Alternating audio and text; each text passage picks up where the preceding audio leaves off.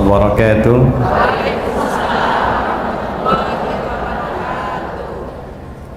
Alhamdulillahi rabbil alamin, alladhi khalaqa bi'adalatihi al-dhakara wal-untha, al-adama wal-hawa, linakuna minal muttaqin.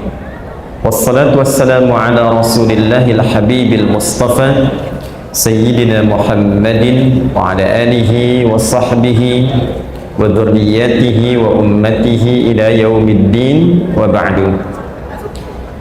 Faya ahbaballahi wa ahbaba rasulihi sallallahu alaihi wasallam, usi nafsi wa iyyakum bitaqwallahi faqad fazal muttaqun, fala tamutunna illa wa antum muslimun.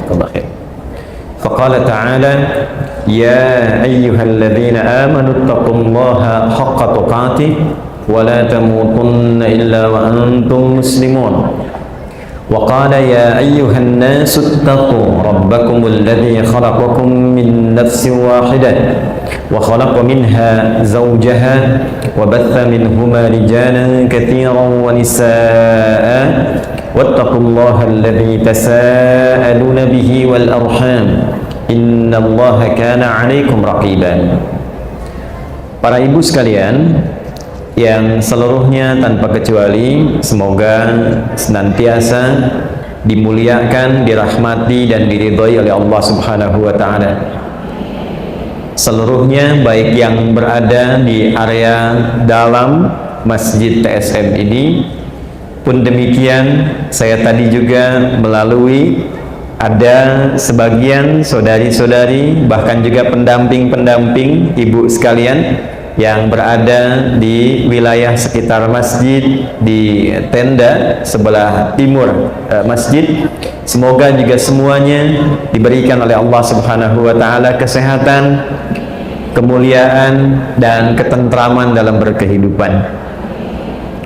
Pertama, saya minta izin untuk menyampaikan tausiah pagi ini sedikit banyak tanpa kacamata dulu, supaya ibu semua kelihatannya sama di pandangan saya, sama-sama tidak kelihatan jelas. Baik, para ibu sekalian sehat ya? Damang? Baik, alhamdulillah. Kalau begitu selesai ceramah kita, karena judulnya kan healing ya. Ya kalau sudah sehat, damang, tidak perlu healing. Berarti selesai kajiannya ya. Langsung doa saja. Baik, tema kita cukup menarik pagi ini. Minimal menarik para ibu dan para ayah hadir di sini. Healing tanpa berpaling. Sebetulnya harus ditanya dulu ini, kenapa mesti ada healing? Dan pertanyaan yang paling serius, kenapa mesti berpaling? Atau jangan-jangan kita balik judulnya, karena berpaling itu maka butuh healing. Dari sini baru kita bisa urutkan berpaling dari apa sehingga menghadirkan problem kehidupan yang mungkin membuat sementara kalangan tidak stabil sehingga membutuhkan healing.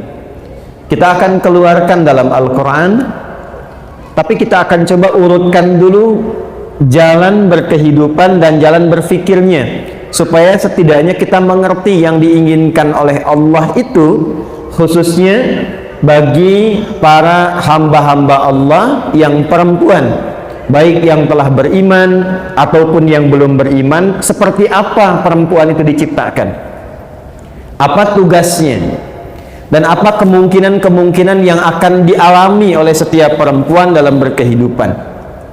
Jika ini sudah dipahami dengan baik, diketahui dengan sempurna, maka jalan kehidupan yang akan ditempuh, saya batasi dulu, oleh setiap perempuan di muka bumi, fitrahnya akan kembali kepada dua keadaan saja, Bu, yaitu senang dan tenang. Karena memang saat Adam dan Hawa diturunkan ke muka bumi untuk mulai menjalani kehidupan di bumi sebagai misi utama itu, konsep dasarnya tenang dan senang. Itu ada di Quran surah kedua Al-Baqarah di ayat 38. Qulna biqu minha jami'a. Adam dan Hawa khususnya sekarang misi dimulai. Kalian turun, diperintahkan turun ke bumi untuk memulai misi berkehidupan. Karena tugasnya di bumi, Bu. Tapi ingat, tempat berpulangnya kembali ke jannah. Karena itu sebelum turun ke bumi, dikenalkan dulu dengan suasana jannah. Walaupun jannah yang akan kita tempati berbeda dengan tempat pengenalan pertama yang dikenalkan kepada orang tua kita, yaitu Adam dan Hawa. Itu kalau kita baca di Quran surah kedua Al-Baqarah di ayat 35-nya, kita akan dapati tempat pertama yang dikenalkan oleh Allah kepada Adam dan Hawa itu yaitu jannah, tempat berpulang kita semua. Jadi tempat asal kita bukan di sini. Karena itu setiap kita pasti akan meninggalkan bumi ini. Karenanya kalau ada yang sudah berpulang, kan kita sebut meninggal dunia, kan? Dunia itu sifatnya bumi. Jadi ardud itu tempatnya, dunia itu sifatnya. Dari kata dana yadnu dunuwan wa dunyaan, ya, disebut dengan dunia dari kata dana. Dia punya dua arti. Satu, sesuatu yang sangat dekat, berlangsung cepat, kan? Kayaknya baru kemarin kan kita ada pengajian di sini, sekarang ketemu lagi ya. Padahal kan sudah 3 tahun, Bu, ya. Tuh, kayaknya baru kemarin selesai. Kayaknya baru kemarin bikin pengajuan program untuk pengajian, tapi kok sudah ngaji lagi berlangsung hari ini. Kayaknya baru kemarin ya ketemu sama pasangan masing-masing, ternyata sekarang sudah punya cucu 3, kan? Atau bahkan lebih, ya. Nah, itulah dunia. Yang kedua, dunuan itu bisa diartikan sesuatu yang punah. Pada akhirnya semua yang dikoleksi itu, semua yang dikumpulkan di dunia, semua sifatnya itu akan punah. Ya, semua sifatnya akan apa? Punah. Ini di depan misalnya ada gelas ini. Kalau didiamkan saja, ini sampai kapanpun terus berlangsung, pada akhirnya rusak, punah, hancur. Dunia ya seperti itu. Nah, sifatnya disebut dengan dunia, tempatnya disebut dengan ardun. Hanya karena ini bukan tempat domisili abadi kita, kita akan pulang. Karena itu setiap yang telah berpulang meninggalkan tempat ini dan sifat dunianya, maka disebut telah meninggal dunia. Jelas? Telah meninggal dunia, disiapkan ia untuk pulang. Nah, tempat yang dikenalkan oleh Allah kepada orang tua kita, Adam dan Hawa. Ingat ya, yang Allah ciptakan itu Adam dan Hawa, bukan Adam dan Hendra, ya. Ingat ya. Baik. Atau Salwa dan Hawa, tidak, tapi Adam dan Hawa. Jadi tempat yang pertama diperkenalkan, kata Allah, wa qulna ya adamuskun anta wa zaujukal jannah. Jadi jannah itu tempat kita nanti berpulang, insya Allah. Ya, tidak cukup dengan amin, kita harus pelajari dulu tuh. Ya, dan Allah firmankan, demi keagunganku, kata Allah, Adam dan Hawa cepat tempati dengan tenang. Uskun itu dari kata sakinah. Karena itu konsep sakinah itu percikan surga yang diturunkan ke bumi. Karena itulah setiap orang yang sudah berumah tangga pasti pengen sakinah.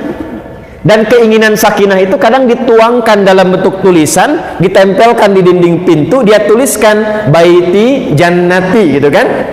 Ya, bacanya baiti ya, bukan Bu Yeti. Baiti jannati, percikannya sakinah. Karena itu nanti uskun di ayat 35 Al-Baqarah nanti ditafsirkan sakinah di surah Ar-Rum, surah 30 ayat 21.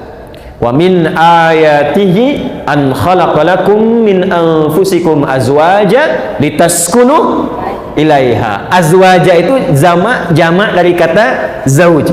Ya adamuskun wa qulna ya adamuskun anta wa zaujukal jannah.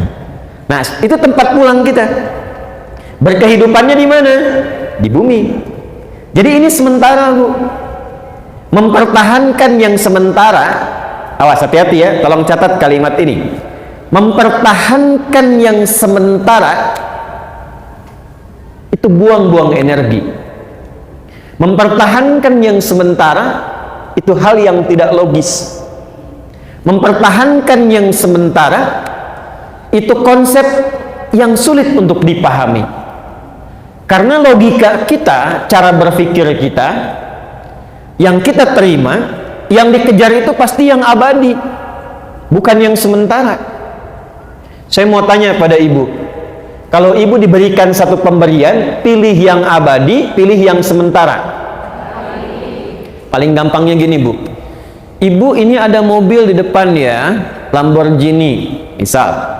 Ini untuk ibu, tapi 2 pekan aja, setelah itu balikin lagi. Atau yang kedua, ini untuk ibu, silahkan pakai selama ibu pengen pakai. Pilih yang pertama atau yang kedua? Yang kedua, idealnya begitu. Tapi kan kebanyakan sekarang pilih yang sementara, kan? Kan konsep ini kalau sederhananya bahasa Qurannya begini di surah Ad-Duha, walal akhiratu khairul laka minal. Tuh, ayatnya hafal kan? Halo? Hafal ayatnya kan? Dan akhirat itu yang abadi, tempat kita pulang, kata Allah, itu yang utama, itu yang abadi, itu yang lebih baik dibandingkan dengan ula. Ula itu dunia sekarang. Jadi kalau saya tanya ibu, pilih dunia atau akhirat? Masa? Akhirat. Yo, ginilah, gini. Ibu tahu kan 2 rakaat sebelum subuh itu lebih baik daripada dunia dan seisinya? Baik ya, rakaatul fajri khairum minad dunya wa ma fiha. Menunaikan salat sunnah qabliyah subuh 2 rakaat itu kata Nabi nilainya di sisi Allah lebih tinggi dibandingkan dengan dunia dan semua isinya. Saya tanya ya, kalau ibu ditawari uang 10 juta, pilih 10 juta atau mengerjakan qobliyah subuh?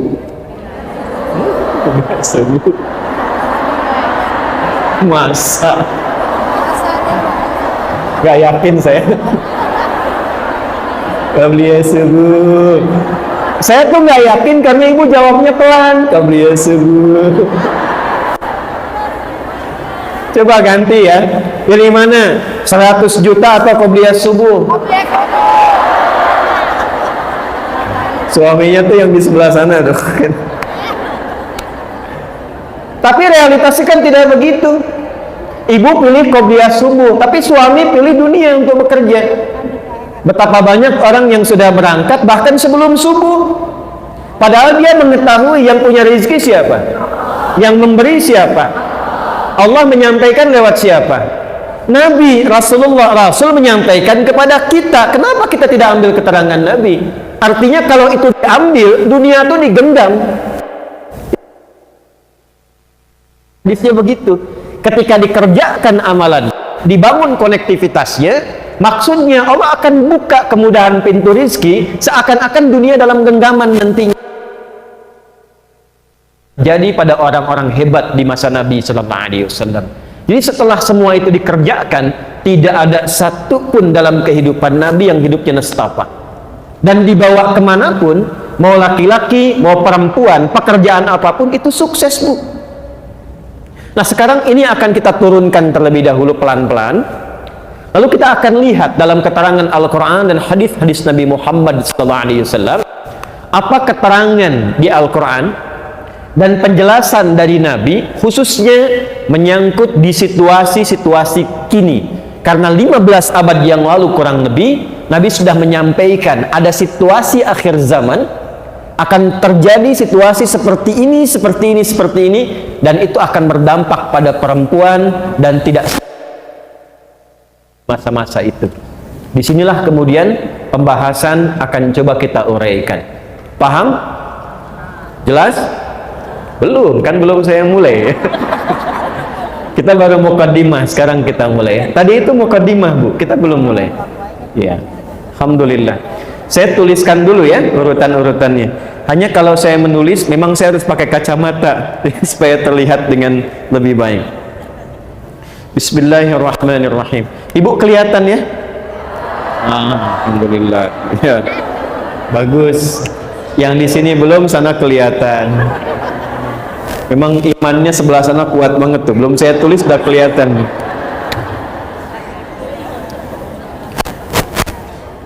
Saya ingin tarik gak terlalu jauh dulu lah. Saya mau tarik ke masa sekitar 600 atau 700 tahun sebelum kelahiran Nabi Muhammad SAW. Jadi sekitar 20 atau 21 abad dari sekarang. Ibu sekalian, kita akan bersama memulai dengan Quran surah ketiga dulu, Ali Imran. Ya, Ali Imran. Ayat 33 sampai dengan 37. Ya. Sudah? Yang ada mushaf boleh dibuka, posisi paling kiri dari agak sedikit ke atas sampai ke bawah. Quran surah ketiga Ali Imran ayat 33 sampai 37. Pelan-pelan. Ya, tentang keluarga Imran, surah Ali Imran.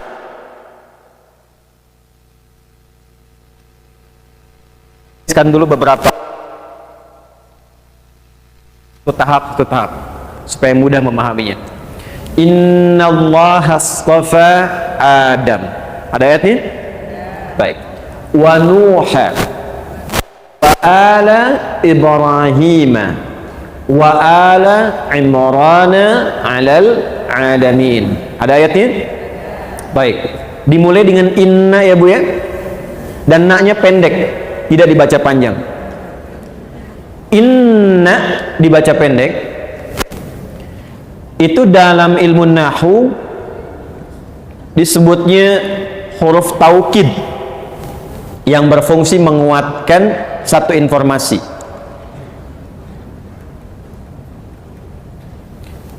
Bahasa Arabnya begini.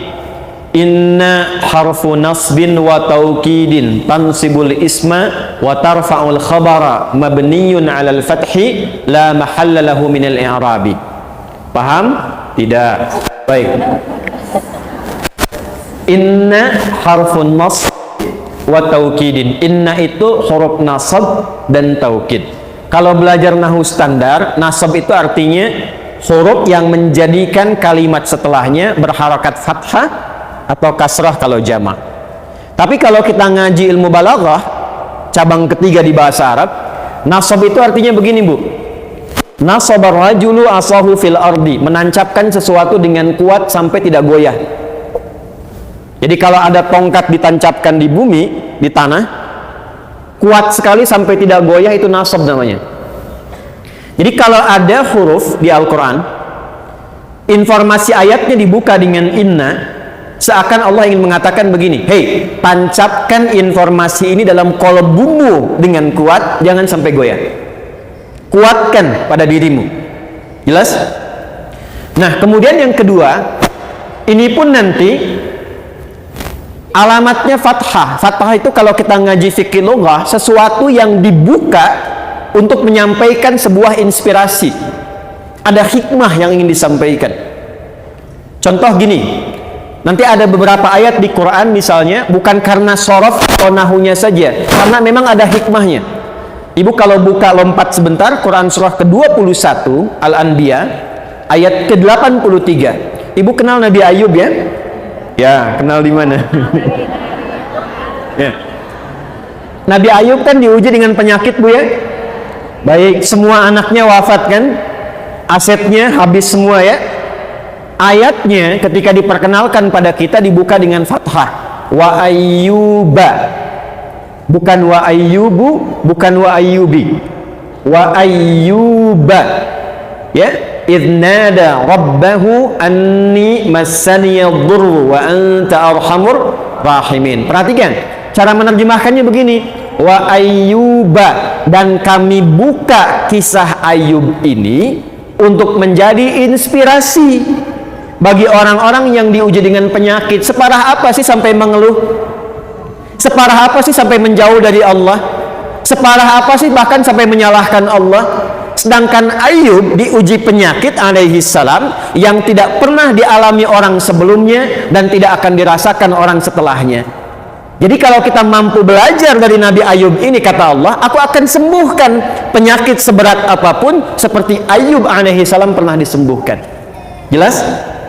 Nah, kalau kita kembali ke Ali Imran di ayat 33, ayatnya seakan ingin berkata begini, hei, tancapkan dalam hatimu dengan kuat, jangan ragu.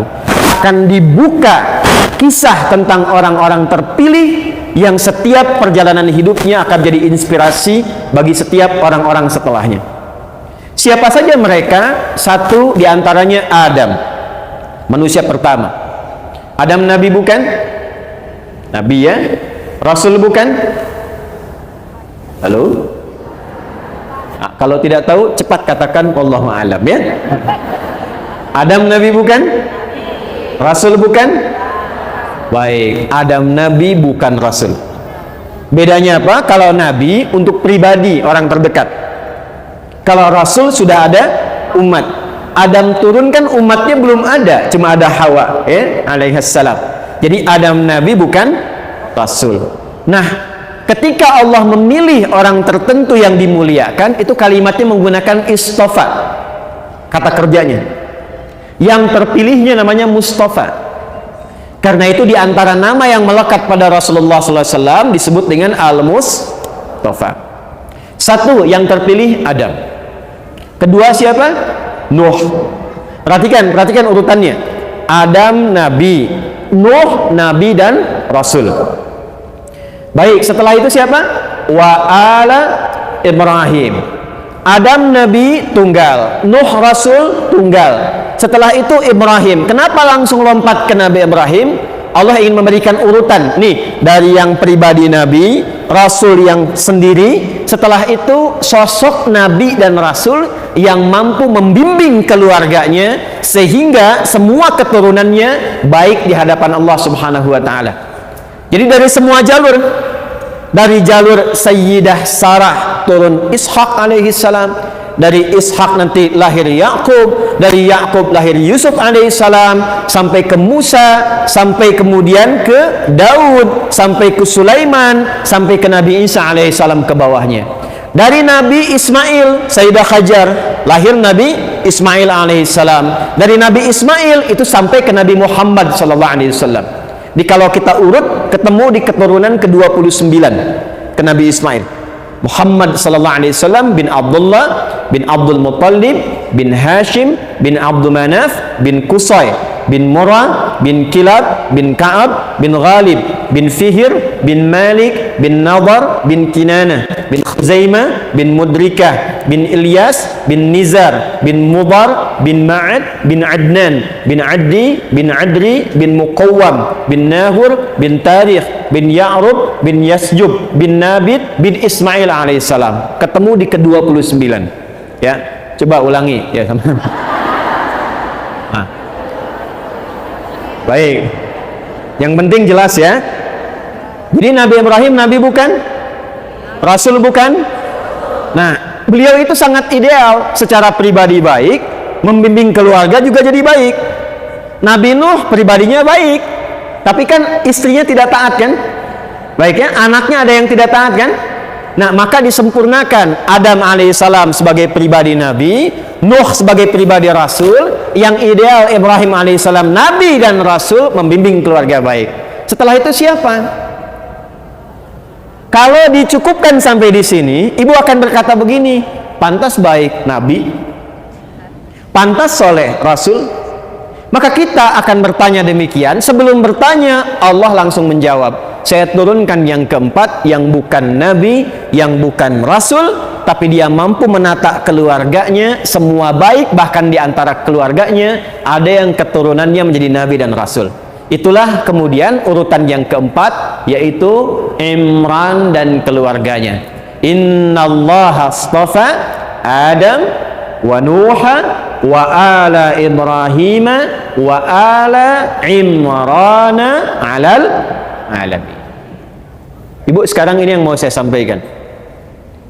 Imran, saya berikan nasab pendeknya begini. Punya istri namanya Hannah, ya, Hannah. Nanti Hannah punya saudari namanya Elyasobat atau dikenal dengan Elizabeth. Kan?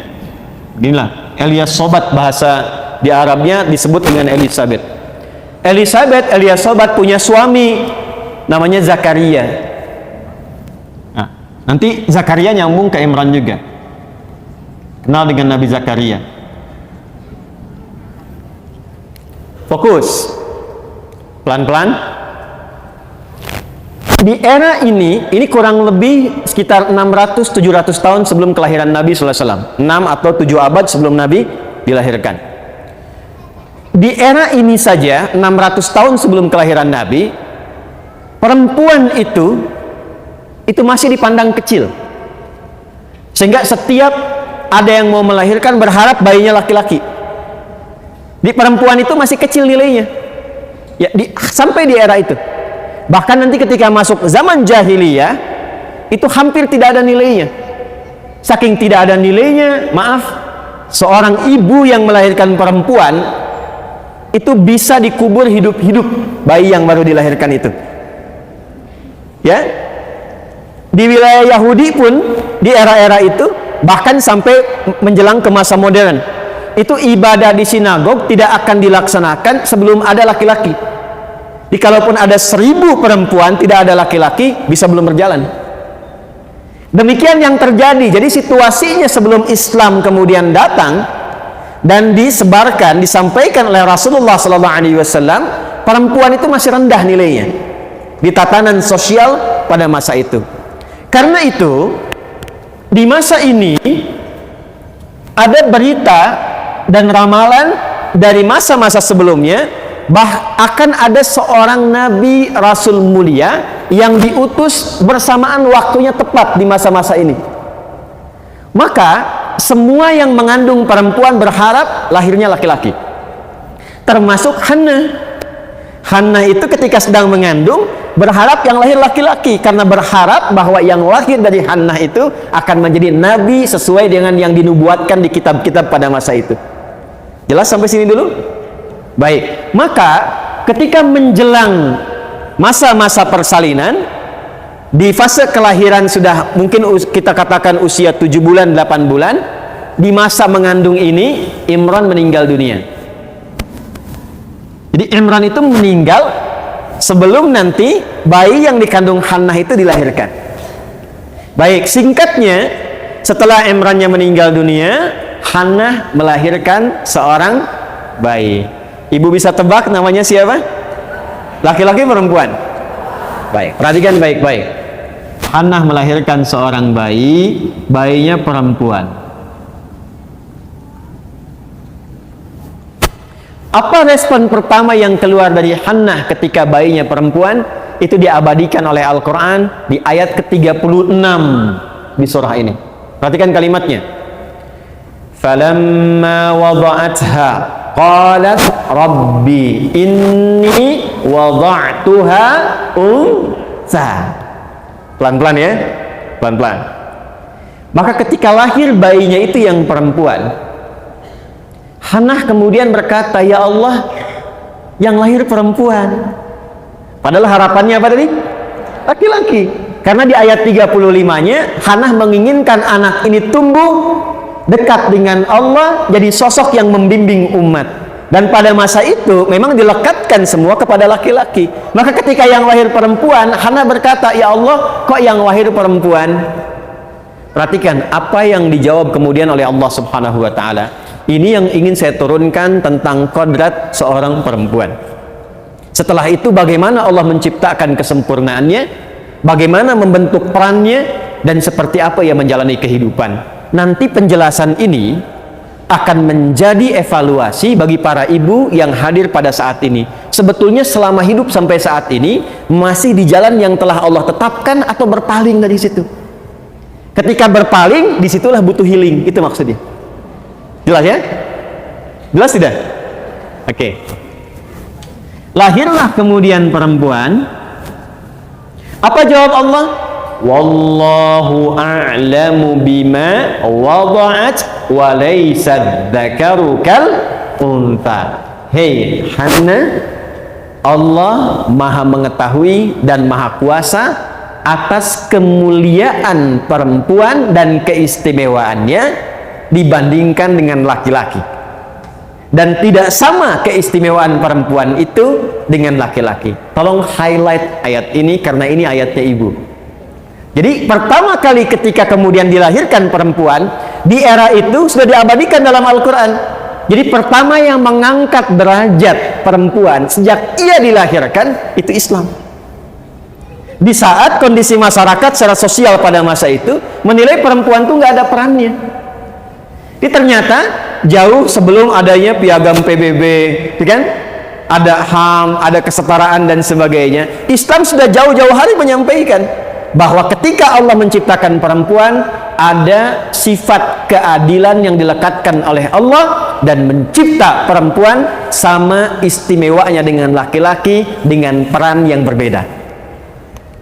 Bisa ingin katakan satu, sifat penciptaan yang Allah telah tetapkan untuk perempuan, pertama dicipta sama istimewa dengan laki-laki dari segi perannya. Nah, dua, diberikan status yang sama oleh Allah dari sisi ibadahnya. Baik, saya contohkan begini. Ibu kalau sholat berapa waktu? 5 kan? Baik. Ibu bisa jadi penghafal Quran tidak? Kalau puasa Ramadan setengah atau penuh? Sama semua kan? Jadi dari aspek ibadah, baik laki-laki atau perempuan, sama semuanya. Baik, yang berpeluang mendapatkan ampunan Allah laki-laki saja atau perempuan juga? Berarti punya peluang yang sama, baik dari segi ampunan, dari segi doa, dari segi amalan, semua aspek ibadah laki-laki dan perempuan sama berkeadilan, setara sifatnya. Itu ada di Quran surah ke-33 ayat 35. Ini yang Quran surah 33 Al-Ahzab ayat 35. Sebab pada masa itu di kalangan Yahudi, kalangan Nasrani, kalangan beberapa keyakinan yang lain, perempuan itu terbelakang, Bu. Jadi harus laki-laki yang punya peran. Yang jadi pemuka agamanya laki-laki, yang jadi pakarnya laki-laki, ya, yang optimal untuk memohonnya laki-laki. Ketika Al-Quran kemudian diturunkan, kata Allah, hei, perempuan pun punya kesempatan yang serupa dengan laki-laki dan peran yang sama dalam konteks apa? Ibadah. Jelas di sini? Oke. Ibu sekalian, sejak era itu sampai ke jahiliyah, bahkan dalam peran rumah tangga pun itu perempuan tidak punya nilai. Artinya kalau ingin dinikahi, ya digauli begitu saja. Diambil, digauli, selesai. Datang era Islam, diatur oleh Allah, bahkan untuk menikah pun diberikan kesetaraan sifatnya dan harus diberikan penghargaan berupa mahar sebelum pernikahannya. Turun Quran surah keempat, ayat yang keempat. Wa atun nisaa sadaqatihinna nihlah. Masuk ke bab rumah tangga.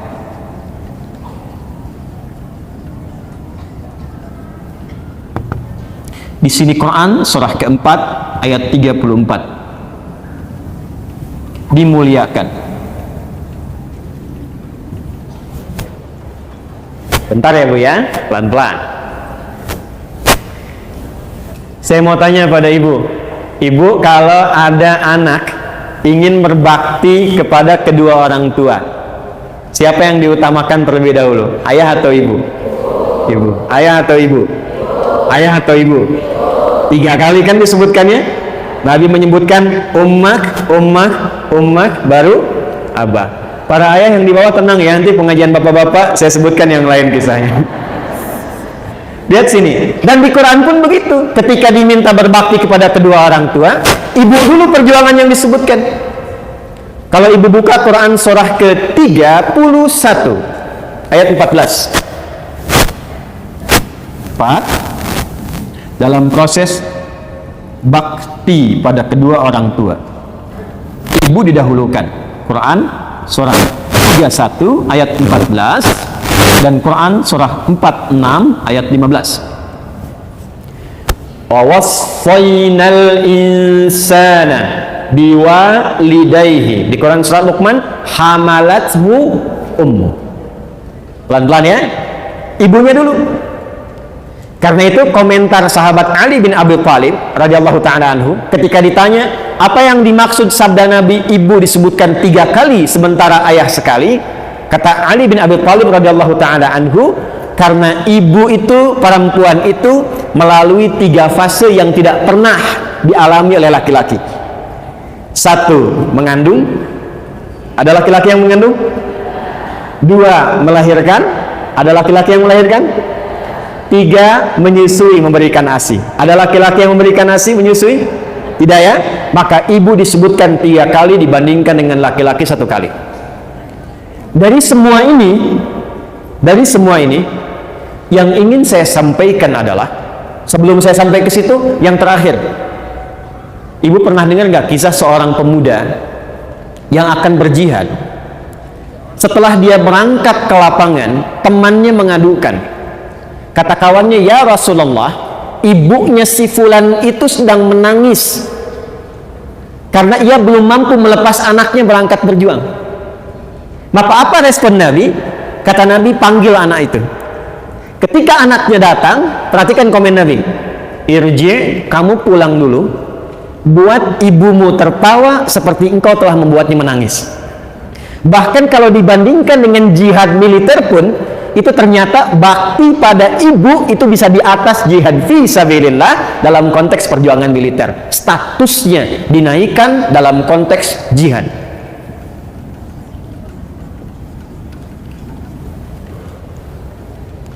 Saya mau tanya begini, dengan semua uraian ini, perempuan mulia tidak? Baik, istimewa tidak? Jadi ketika perempuan itu nilainya dipandang rendah di masa-masa itu, sampai ke era jahiliyah, itu kasusnya satu persatu dirinci oleh Allah, diturunkan ayat dan dirubah, dibalik cara berpikirnya. Yang tadinya nggak dapat warisan, turun ayat tentang waris, perempuan masuk di dalamnya. Nanti ada An-Nisa ayat yang ke-11 sampai dengan 13. Yang tadinya nggak dapat mahar, turun ayat mahar. Yang tadinya anak bisa durhaka pada orang tua, turun ayat bakti.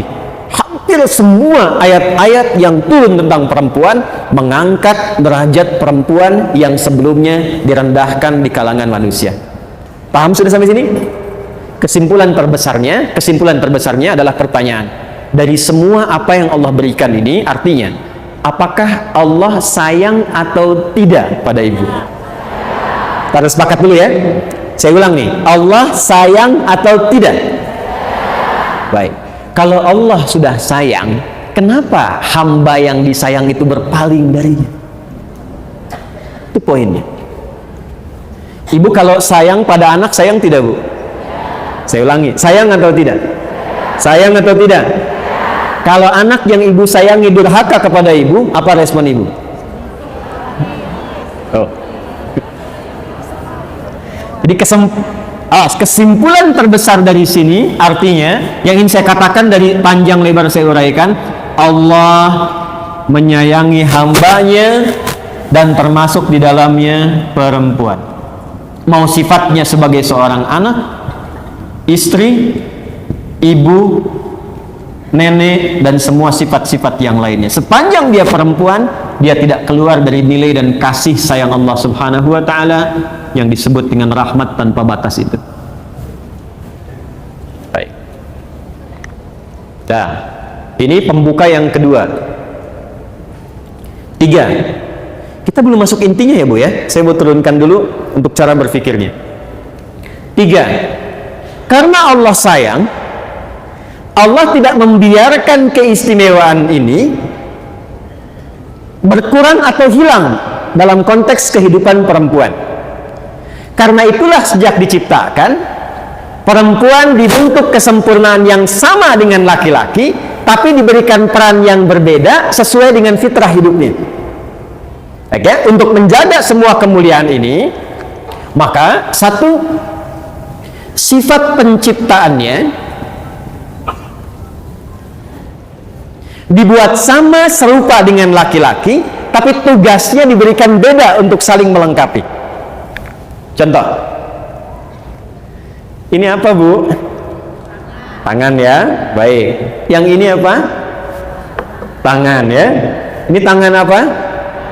Ini tangan apa? Baik, perhatikan oleh Ibu baik-baik. Antara tangan kanan dan kiri sama tidak? Oke.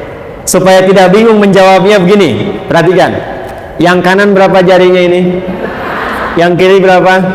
Yang kanan ada pergelangan tidak? Yang kiri ada tidak? Yang kanan ada sikunya tidak? Yang kiri panjangnya sama tidak? Sama. Baik, tapi walaupun sama antara kanan dengan kiri, sama-sama tangan, fungsinya sama tidak? Ya kan? Coba bayangkan kalau yang dicipta kanan semua. Jadi begini kan, nggak bisa tepuk tangan tuh. Kaki kanan dan kiri, semua organnya sama tidak? Sama kan? Ada jarinya ada tumitnya ada, lututnya ada. Tapi kalau ibu pakai sepatu, kanan dan kiri sama tidak? Kalau jalan harus bersamaan tidak? Coba ibu bayangkan kalau ada orang jalannya kanan dan kiri sama tuh. Coba lihat, kanan kalau maju, kiri ada di mana? Kan? Kiri kalau maju, kanan di mana? Kalau kanan dengan kiri susul-susulan, kira-kira gimana? Paham? Nah, dua ini, kanan dengan kiri, sama-sama diciptakannya punya organ yang sama, tapi ketika dipasangkan dalam bahasa Arab, pasangan itu disebut zauj namanya. Couple, zauj. Nih, jamaknya disebut dengan azwaj. Sesuatu yang sama, serupa dari segi penciptaannya, wujudnya terlihat seperti sama semuanya, tapi punya fungsi yang berbeda. Itu zauj namanya. Dan ketika dipasangkan menjadi indah, serasi. Saya mau tanya pada Bapak Ibu, ya, Bapak untuk yang di luar, walaupun mungkin jawabannya kecil, Ibu untuk yang banyak berada di dalam ruangan ini. Perhatikan baik-baik. Saat Adam dan Hawa diminta oleh Allah masuk ke surga, di Al-Baqarah ayat 35 itu, keduanya disebut apa? Zauj.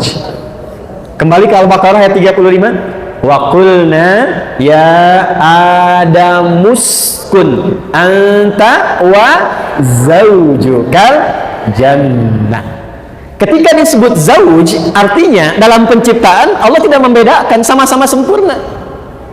Karena itu baik Adam ataupun Hawa, saya, Adi ataupun ibu, siapapun namanya, disebut dengan nama yang sama dari penciptaan, namanya insan. Laqad khalaqnal insana fi ahsani taqwim. Surah 95 di ayat yang keempat.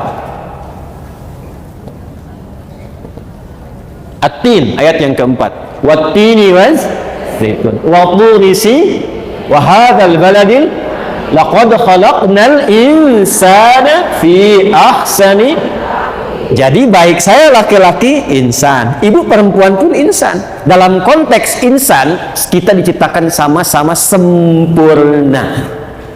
Jelas? Tapi karena disebut zauj, walaupun sama-sama manusia, sempurna penciptaannya, tapi perannya berbeda. Nah, peran ini yang penting oleh setiap perempuan untuk diketahui ketika dicipta menjadi perempuan, perannya apa? Baik posisinya sebagai anak, istri, ibu, nenek, apapun itu, apa sih perannya perempuan untuk saling menyempurnakan dengan laki-laki? Ini yang akan kita turunkan, dan jangan berpaling dari peran itu. Ketika seorang perempuan berpaling dari peran itu, ini yang butuh healing. Ini yang jadi persoalan. Apalagi kalau nanti yang perempuan mengambil peran laki-laki. Tangan yang kanan ingin mengambil peran tangan yang kiri. Kaki kanan ingin mengambil peran kaki yang kiri. Ibu kalau keluar dari sini cobain deh Bu ya. Kaki yang kanan pakaiin sendal yang kiri. Tukar aja, kira-kira gimana rasanya jalannya. Ya, hidup juga begitu. Kalau perempuan mengambil peran yang laki-laki akan tidak enak. Laki-laki mengambil peran yang perempuan akan tidak nyaman. Apalagi nanti Nabi sudah sampaikan akan ada satu masa bukan cuman peran, laki-lakinya pengen jadi perempuan, perempuannya pengen jadi laki-laki. Itu yang akan makin repot nantinya. Jelas sampai sini? Baik. Ya, kalau sudah paham sampai dengan ke sini, mari kita turunkan peran apa yang diberikan oleh Allah kepada perempuan. Satu,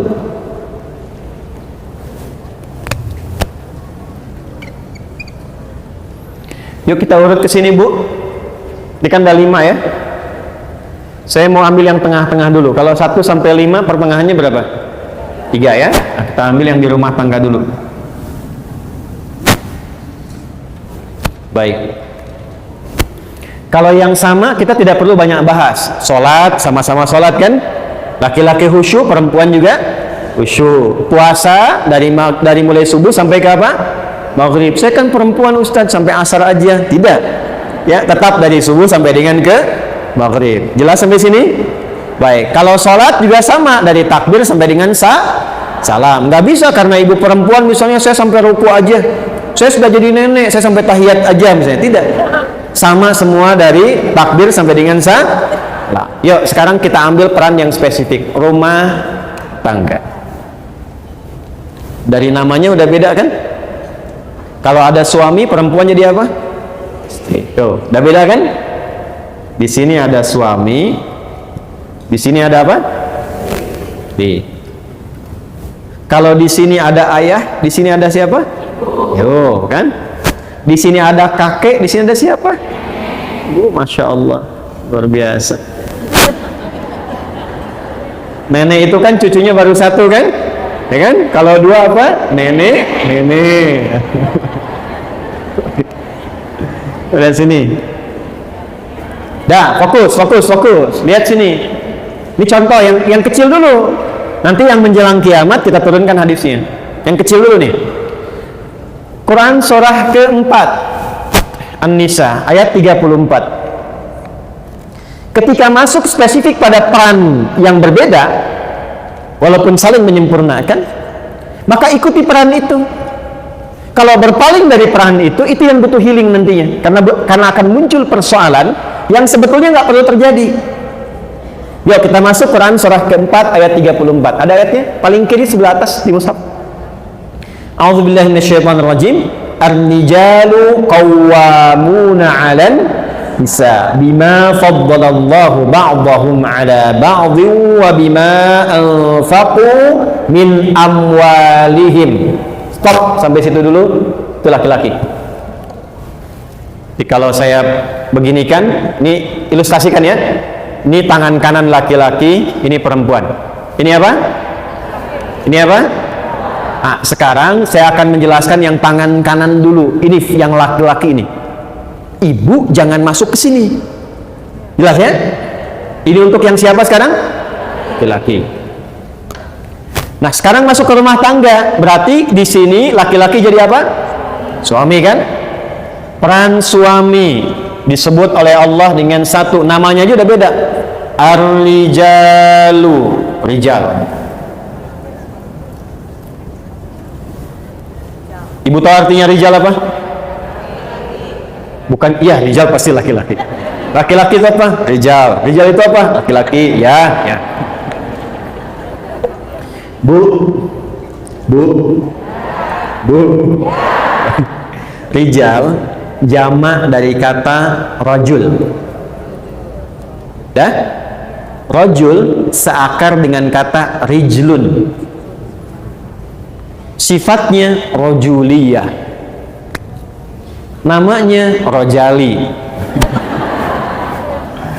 Ra, jam, jim, lam. Nih.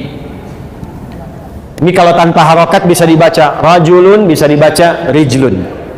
Sifatnya rajuliyah. Asal kata ra, jim dan lam itu artinya awalnya sesuatu yang kuat, kokoh.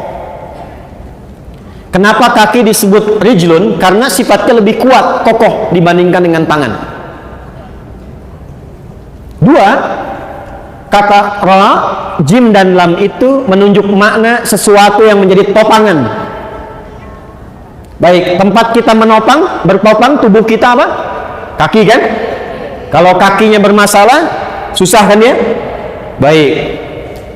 Nah, kalau kita ambil katanya menjadi rajulun, maka semua makna kuat, menjadi topangan, berwibawa, kalau dijamakkan menjadi bentuknya rijal. Artinya, seorang laki-laki memang desain penciptaannya dicipta oleh Allah dengan tubuh yang kuat, lebih kuat dibanding dengan perempuan pada fitrahnya. Tampilnya lebih berwibawa, kokoh. Karena itu semua yang melekat pada laki-laki, baik suaranya, beda bu, laki-laki dengan perempuan beda suaranya, fisiknya, tampilannya lain. Untuk menandakan kekokohan itu, dia ada kumisnya, ada jenggotnya misalnya. Untuk menambah kewibawaannya, dari tampilannya sudah lain. Makanya saran saya pada para laki-laki, jangan merubah dan berpaling dari itu. Ya kan? Sudah dibuat kokoh, tampil gemulai, kan jadi masalah tuh, ya kan? Damang, jadi berpaling. Ketika berpaling ada persoalan, ya. Jadi kalau yang perempuan Nia saja, Kurniadi saja, jangan Kurniadi menjadi Nia, masalah. Paham? Memang diciptakannya untuk seperti itu. Makanya diilustrasikan di surat Yusuf itu, sifat-sifat ini nanti seperti peran matahari. Matahari kan lebih kokoh dibandingkan rembulan kan? Perempuannya rembulan, laki-lakinya matahari. Ibu kalau baca surat Yusuf, kan Nabi Yusuf bermimpi kan? Ya, inni ara ahada asyara kaukaba wasyamsa wal qamara ra'aituhum li sajidin. Aku melihat 11 gemintang, matahari dan bulan. Semuanya hormat kepadaku. Siapa yang ditafsirkan di situ? 11 gemintang itu saudara-saudara Yusuf. Mataharinya itu ayahnya, bulan itu ibunya. Kenapa laki-laki diilustrasikan dengan matahari? Karena rijal. Matahari itu fungsinya apa? Memberikan perlindungan, menyengat dengan panas, gitu kan? Ya, perhatikan baik-baik. Ada pakaian dijemur basah, airnya keringkan, matahari kan? Sengat, berikan perlindungan. Dia kokoh, berwibawa, kuat. Ada air mata mengalir di pipi istrinya, hei, keringkan itu dengan kata-kata yang baik, seperti matahari mengeringkan pakaian yang basah itu. Maka keluarlah kalimat-kalimat indah supaya air matanya nggak mengalir lagi. Ya? Ada yang ganggu istrinya, hei, sengat itu, lindungi keluarga. Itulah rijal.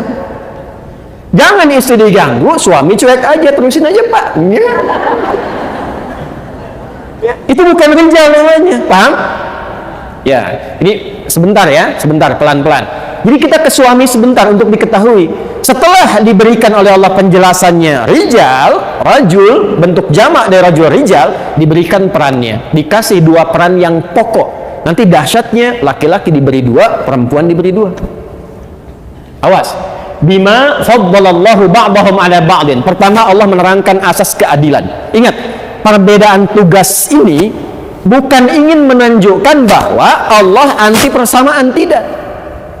Yang ingin Allah tampilkan itu keadilan. Adil itu tidak harus selalu sama. Adil itu tidak harus selalu sama. Ibu punya anak 3, 1 sekolah di SD, 2 SMP, 3 SMA. Saya tanya, uang sakunya sama atau beda? Kalau ibu samakan, tanggung jawabnya kan berbeda. Tapi diberikan berbeda itu bukan karena ingin memberikan perhatian yang tidak sama, karena memberikan sifat apa? Keadilan. Jelas? Allah adil. Kata Allah sebelum menerangkan keadilannya, saya berikan keistimewaan pada masing-masing. Laki-laki istimewa, perempuan istimewa. Bima faddalallahu ba'dahum ala ba'din. Jadi desain penciptaan laki-laki dibuat kokoh itu, berwibawa itu, karena tugas pokoknya berikut kata Allah.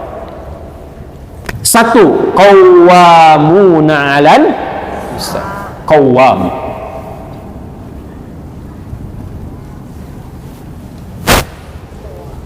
Pelindung. pengayom, pemimpin, pengarah. Pelindung, pengayom, pemimpin, pengarah. Awas, hati-hati ya. Ini tugas pertama untuk siapa tadi? Suami. Jadi yang bertugas melindungi di rumah tangga siapa? Tugas pokoknya. Walaupun ibu sama-sama melindungi, tapi yang pokok karena kekuatannya dibebankan kepada siapa? Ya, kenapa? Karena memang desain penciptaannya diberikan kekuatan. Yang pemimpin siapa? Yang pokok, ibu menemani, betul, sama-sama berpartner. Tapi yang pokoknya diberikan kepada siapa? Karena memang desain penciptaannya memang arahnya ke pemimpinan. Apa sifat dasar pemimpin itu? Ciri khas pemimpin itu apa? Tidak mau dipimpin. Saya ulang ya. Adil, bertanggung jawab, perhatian. Itu biasa. Ciri khas yang paling pokok pemimpin itu tidak mau dipimpin.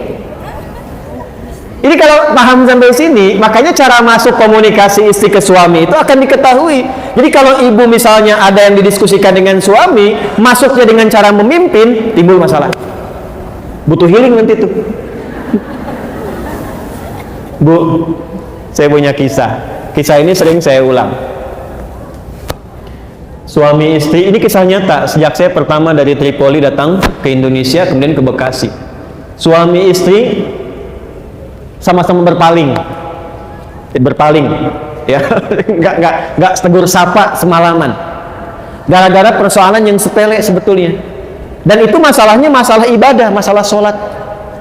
Suami sujud pakai lutut duluan, pulang dari kantor, macet, nyampe rumah nggak sempat ke masjid, sholat di rumah. Istri melihat saat sholat, begitu akan sujud dari i'tidal, sami Allahu liman hamidah, mau sujud, yang turun lutut duluan. Istri lihat, salah. Begitu selesai salam, tanpa muqaddimah, masuknya jadi pemimpin. Tadi ciri khas pemimpin apa? Tidak mau dipimpin, tidak menerima saran, menerima masukan. Ini masuknya keliru.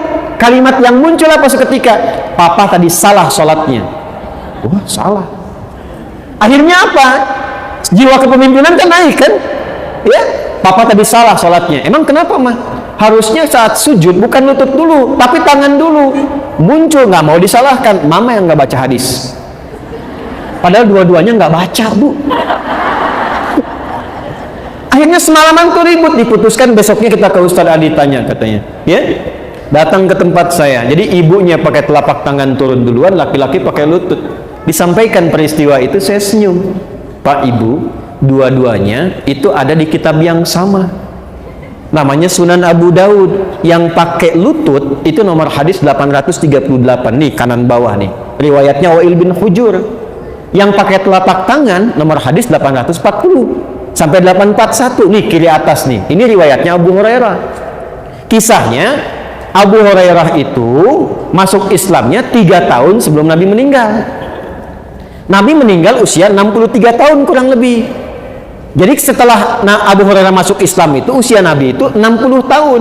Dan Nabi memang punya masalah di lututnya. Karena itu saat usia itu kadang beliau pakai tongkat, sholatnya juga menyender karena lututnya bermasalah.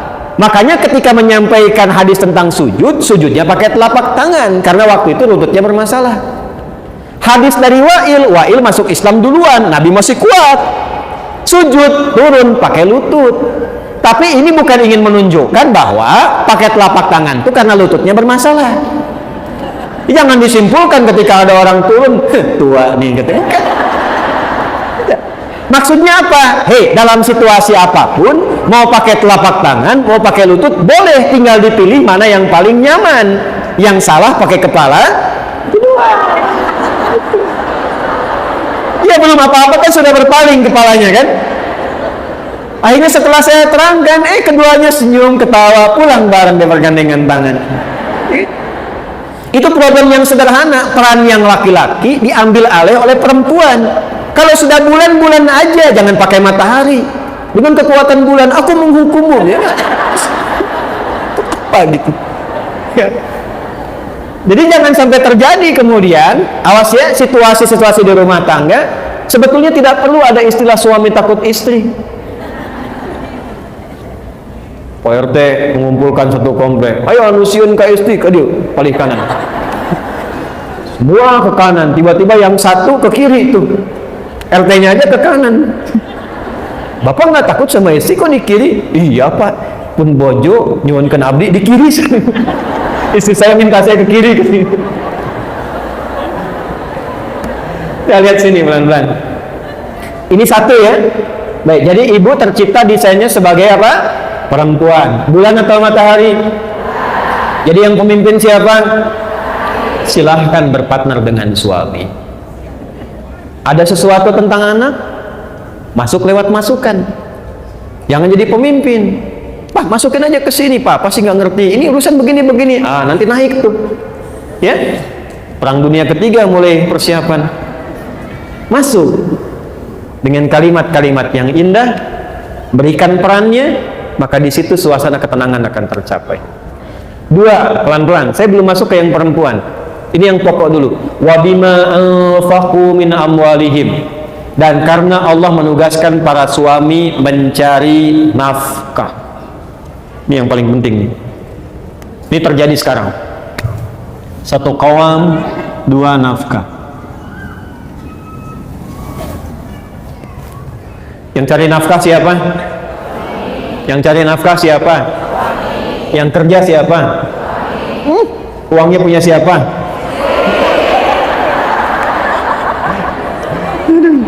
Uang istri, uang suami punya? Ya, terserah ibu aja deh.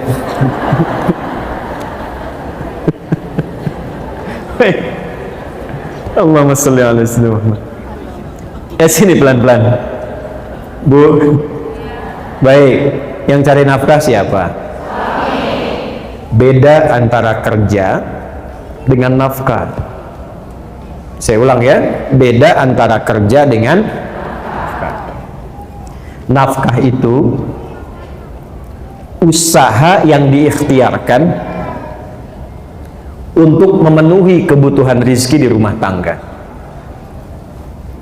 Usaha yang diikhtiarkan untuk memenuhi kebutuhan rizki di mana? Rumah tangga. Bentuknya beragam jenis pekerjaan, tapi tidak semua pekerjaan itu sifatnya nafkah. Wah, ini mulai serius nih. Tidak semua pekerjaan itu sifatnya apa? Karena nanti perempuan pun diperkenankan untuk beraktivitas dalam bentuk pekerjaan-pekerjaan dengan dua syarat utama nanti. Satu, bukan dipahami sebagai nafkah.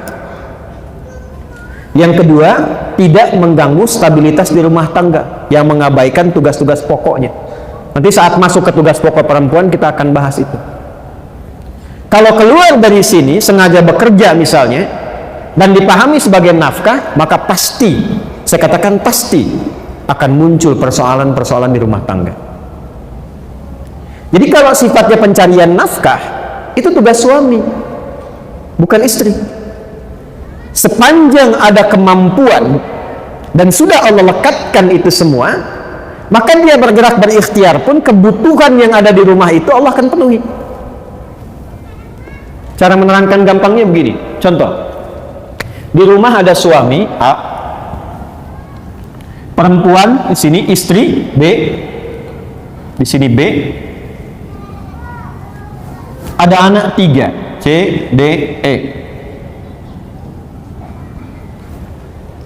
Nafkah itu begini, kalau suami A dia bekerja mencari yang halal dan baik, dapat berapapun dari pekerjaan itu akan Allah cukupkan untuk seluruh yang ada di rumah ini. Nanti hasilnya diberikan kepada istri, istri mengolah jadi untuk semua. Ya. Makanya nanti di Islam itu ada bab khusus. Nanti kalau bapak-bapak ngaji saya terangkan babnya. Bagaimana suami bisa mensupport mencari rizki yang baik, yang mencukupi, bahkan menyenangkan untuk istri sehingga mudah untuk mengolahnya. Tapi karena ini kajiannya untuk ibu, saya ingin katakan, suami dapat berapapun diberikan kepada istri, itu Allah akan buat cukup untuk sekeluarga. Sebaliknya, kalau istri memaksa, memahami untuk bekerja sebagai nafkah ke sini, maka sebanyak apapun yang dibawa ke rumah itu tidak akan pernah menjadi cukup untuk kebutuhan keluarga, dan selalu akan lahir persoalan-persoalan di dalam itu. Jelas? Zaman Nabi perawat ada yang jadi perawat, yang jadi guru ada, karena memang ada sifat-sifat pekerjaan yang memang mutlak perempuan ada di situ. Yang mengandung siapa? Yang melahirkan siapa? Perempuan. Masa yang periksa laki-laki? Saya ulang, yang mengandung siapa? Yang melahirkan siapa? Anu ngababarkeun saha? Istri, perempuan, ibu. Kok yang periksa laki-laki? Makanya di sini perempuan jadi perawat, perempuan jadi bidan, perempuan jadi dokter, perempuan jadi guru, boleh tidak? Boleh. Sayyidah Aisyah radhiyallahu taala anha, ummul mukminin, guru, pengajar, bahkan ada murid dari kalangan laki-laki pakai hijab tertentu. Jadi guru boleh, ya. Jadi pengajar boleh, jadi dokter boleh, silahkan. Sepanjang nanti ada bagian-bagian yang tidak boleh kemudian masuk ke dalamnya, karena itu bagian laki-laki. Kalau ibu ingin menyalurkan profesi, misalnya ada bakat tertentu mengajar, silahkan, tapi jangan jadikan pengajaran itu bagian dari pencarian nafkah. Jelas? Nah, nanti hitung-hitungan kesananya, harusnya kerjasama, kesananya malah hitung-hitungan. Ini harta aku ya, ini yang punya kamu ya. Kalau kita nanti berpisah, tuh kemarin baru nikah udah mikir berpisah. Pokoknya kita pisahin, kalau terjadi apa-apa bagi dua. Tuh. Kalau terjadi, ibu tuh mau nikah apa mau pisah? Ini perusahaan atau rumah tangga yang sahamnya dibagi-bagi. Jadi nggak jalan, zauj akhirnya tidak berjalan. Kan nikah itu azwaja. Wa min ayatihi an khalaqalakum min anfusikum azwaja. Jadi partnershipnya bersama-sama menata keluarga, bukan membagi-bagi untuk berpisah. Ya, irhamukallah. Paham sampai sini? Halo? Nah, ibu mau jualan boleh tidak? Mau dagang boleh tidak? Boleh. Sayyidah Khadijah kan pedagang ulung. Silakan. Tapi problemnya jangan sampai kemudian masuk ke ranah siapa? Laki-laki. Karena terjadilah, kata Nabi, referensinya Musnad Imam Ahmad. Dalil, hadis-hadisnya. Kita pakai Quran hadis aja ya, biar lebih otentik.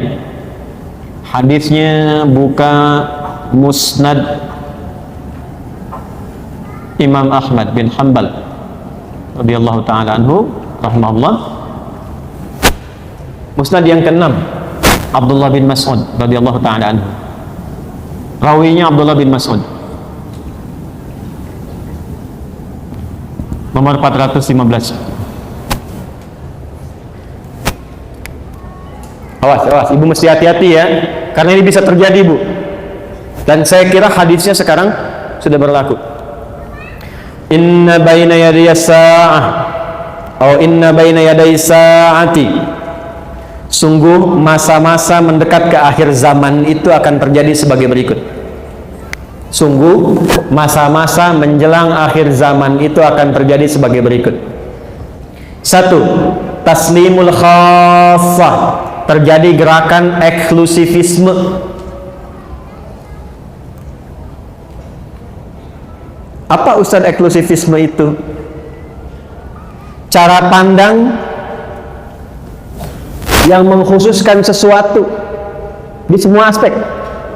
Jadi kalau bergaul sama golongan ini aja, yang itu nggak bisa berbaur. Kalau mengaji khusus ini aja, nggak bisa campur dengan yang lain. Bahkan untuk memberi salam pun pada golongannya aja, yang bukan golongannya tidak disalami. Itu kata Nabi. Sekalipun dia sama-sama muslimah. Assalamualaikum ukhti. Apa ya? Ibu kan masih bid'ah. Hah? Jadi yang dulunya afsus salam kepada siapapun tebarkan rahmat, kasih sayang, salam. Ibu dulu kan kalau bertemu masih assalamualaikum ya. Temu saya di Timur Tengah itu masuk angkot aja assalamualaikum. Ya, Assalamualaikum. Waalaikumsalam. Kalau sekarang kan masuk angkot, Assalamualaikum bawa kotak kan. Nah, ini akan terjadi gerakan-gerakan yang terbatas, kata Nabi. Dekat-dekat akhir masa itu sudah nggak kenal lagi silaturahim yang luas, mulai terputus. Kemudian yang kedua apa? Ini yang terkait dengan penjelasannya. Fusyuwat tijarah, sudah mulai menyebar berbagai jenis jual beli, transaksi jual beli. Di kata Nabi, semua jenis perdagangan jual beli itu ragamnya udah banyak. Sampai-sampai di hadis lain, taqarubul aswaq, cara mengakses dagangan itu jadi lebih mudah. Sekarang terjadi tidak? Dulu ibu kalau mau ke Kosambi naik angkot ya, naik ojek jalan, dapat di situ pulang kan? Sekarang keluarkan handphone, klik, datang sendiri ya. Terjadi belum? Sudah terjadi? Dan sekarang luar biasanya ragamnya jadi banyak ya pilihannya. Klik makanan banyak semua pilihan. Model jilbab banyak tuh kelihatan. Jadi ibu mau klik apa aja keluar produknya banyak kan? Di satu segmen itu banyak ragam. Kata Nabi, mendekat kepada akhir zaman itu akan terjadi ragam banyak sekali dalam konteks kehidupan ekonomi. Dagangan modelnya banyak, satu menu bisa banyak. Ibu kalau keluar, saya tuh bingung tuh, sate aja sekarang banyak. Sate A, sate B, sate C, sate ini ya. Kemarin mau kurban, grade-nya aja banyak ya. Kurban grade A, kurban grade B, kurban grade C. Ya, yang jadi persoalan apa? Sampai-sampai saking banyaknya peluang berdagang itu, istri ikut membantu suami hadir di dalamnya. Fatu'inul mara'atu zawjaha fit tijarati, itu hadisnya. Maka suami mulai melibatkan istri dalam bisnis, dalam dagangnya. Atau kadang-kadang istri inisiatif nyusul suami pengen sama-sama dagang. Terjadi nggak sekarang? Kan? Kayaknya, Pak, Mama buka ini aja deh, gitu ya. Bapak ke kantor, Mama pengen buka ini. Salah tidak? Salah tidak? Sampai di sini hadisnya tidak menyoal. Ibu mau dagang, silahkan. Ibu mau berniaga, silahkan. Tapi yang jadi persoalan adalah ketika sudah mulai merasa sukses, baik dan seterusnya, istri naik posisi dan merasa melebihi suami, dan disitulah kemudian mengambil tanggung jawab nafkah dalam kehidupan rumah tangga. Muncul persoalan. Dampaknya apa? Satu, mulai mengabaikan tugas pokok. Ini yang dimaksudkan. Akan terjadi masa menjelang kiamat saat perempuan ikut kepada aktivitasnya laki-laki. Maka yang terjadi apa? Satu, pokok fitrahnya mulai berubah. Bu masih ingat tadi penciptaan dengan laki-laki sama sempurna tidak?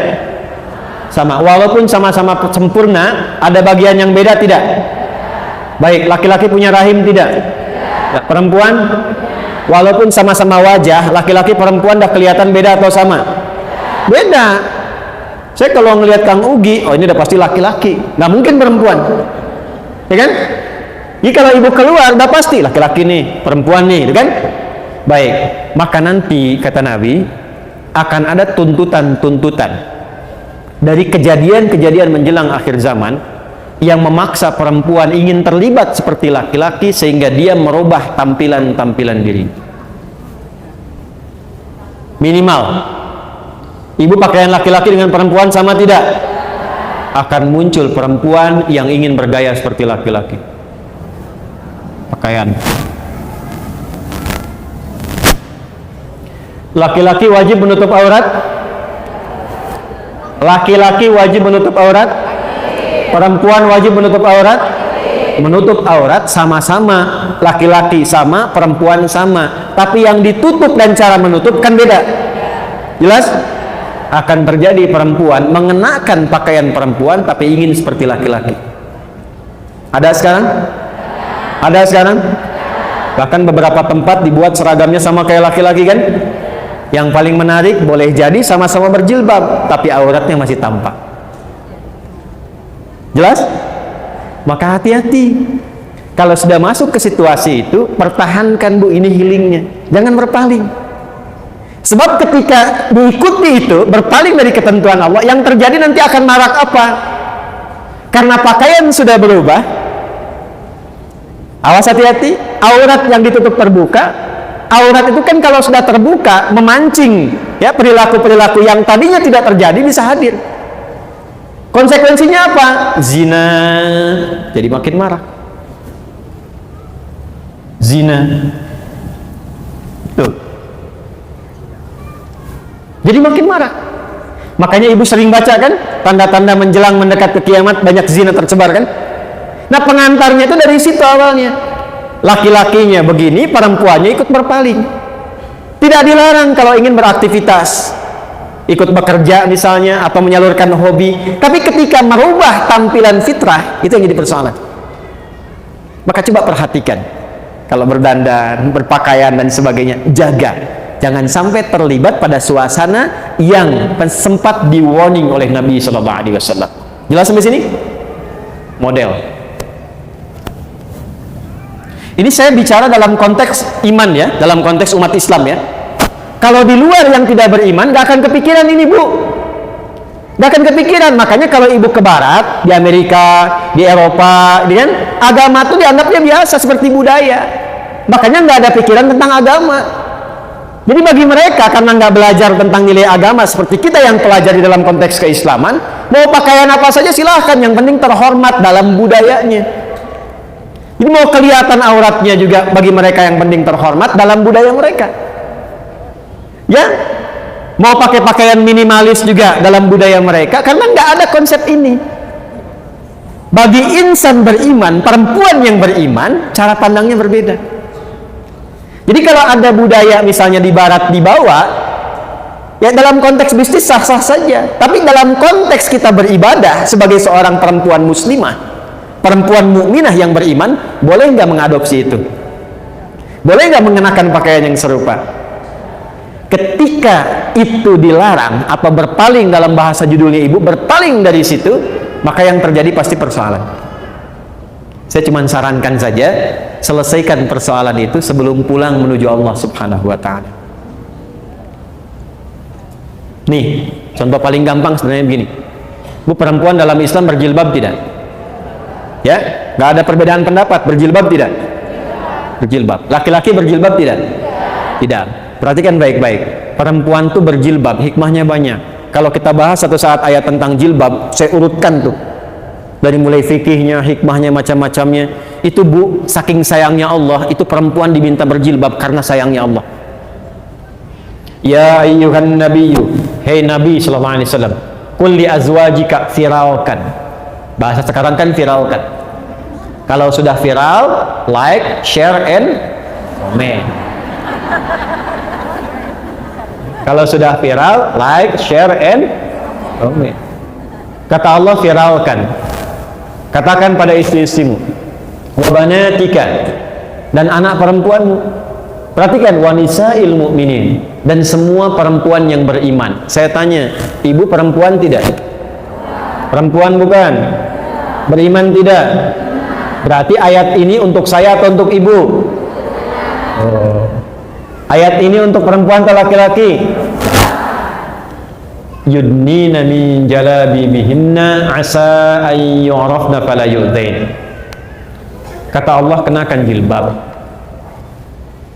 Kenapa harus berjilbab? Satu, asa an yu'rafna, supaya diketahui mereka perempuan beriman. Kalau sudah tahu, fala yu'dzain, maka melekat hukum pada laki-laki untuk menghormati dan membantu serta melindunginya. Jadi dulu bu, kisahnya begini. Waktu ada perempuan di Madinah yang muslimah, sebelum ayat tentang jilbab turun, itu malam-malam mau buang hajat. Kan dulu tuh nggak ada seperti kita toilet umum seperti sekarang.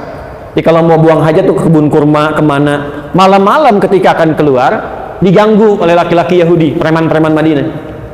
Dilaporkan kepada Nabi. Begitu esoknya dilaporkan, turunlah ayat ini. Disuruh pakai jilbab. Begitu pakai jilbab, sudah viral di kalangan para pemuda muslim. Itu muslimah tuh, itu mukminah tuh. Maka perintahnya satu, kata Al-Quran, setiap anda melihat perempuan berjilbab, bantu, tolong, lindungi dia. Kaidah fikihnya begitu, hukumnya begitu. Jadi sebetulnya saya kalau melihat ibu berjilbab kesulitan, saya wajib bantu ibu. enak bener deh, ibu beli beras, aduh susahnya, kelihatan sama Pak Duni, saya aja yang bawain bu, tuh. Saya ada perlindungan. Jadi jilbab itu bukan sekedar dikenakan untuk menunjuk identitas sebagai insan beriman muslimah, bukan hanya itu wujud sayangnya Allah kepada perempuan. Kalau mau digali dari segi kesehatan, dari segi macam-macam banyak, tapi kesimpulannya satu, Allah sayang pada perempuan. Kalau fikihnya dipraktekkan tuh luar biasa. Sekarang kenapa Allah yang sudah sayang, perempuannya berpaling? Allah sayang memberikan jilbab. Banyak orang mencari kasih sayang Allah. Ini Allah langsung memberikan kasih sayangnya. Saking sayangnya pakai nih. Saking sayangnya Allah, bahkan Masya Allah meninggal pun masih dijilbabin juga. Kain kafan perempuan kan beda dengan laki-laki bu ya. Yang perempuan ada kudungnya tidak? Laki-laki ada tidak? Tidak. Jangan sampai meninggalnya pakai kudung, hidupnya nggak pakai jilbab. Ntar malaikat nanya, cie siapa nih katanya? Kan? Udah meninggal kok kudungan? Itu. Halo? Ini kan? Jelas ya? Jadi cara memposisikannya demikian. Jadi ibu maksudnya. Ibu tata betul tuh, akan tiba masa-masa seperti itu. Sekarang saya tanya, ada nggak pekerjaan yang membuka lowongan kerja untuk perempuan tapi harus lepas jilbab? Berarti hadis Nabi benar atau tidak? Tuh. Itu aja sederhananya dulu. Jelas sampai sini? Alhamdulillah kita di Indonesia. Karena di Indonesia untuk mempraktekkan agama itu sudah jadi ketentuan di undang-undang.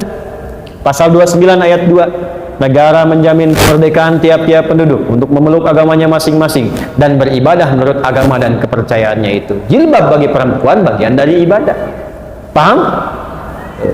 Satu. Terakhir. Kita sampai jam berapa ya? 11. Oh ya. Nggak apa-apa. Saya jam setengah 11 selesai. Ibu silakan mau jam 12 sampai asar silakan. Saya mau pulang lagi, mau ada akikah. Dah, lihat sini. Terakhir.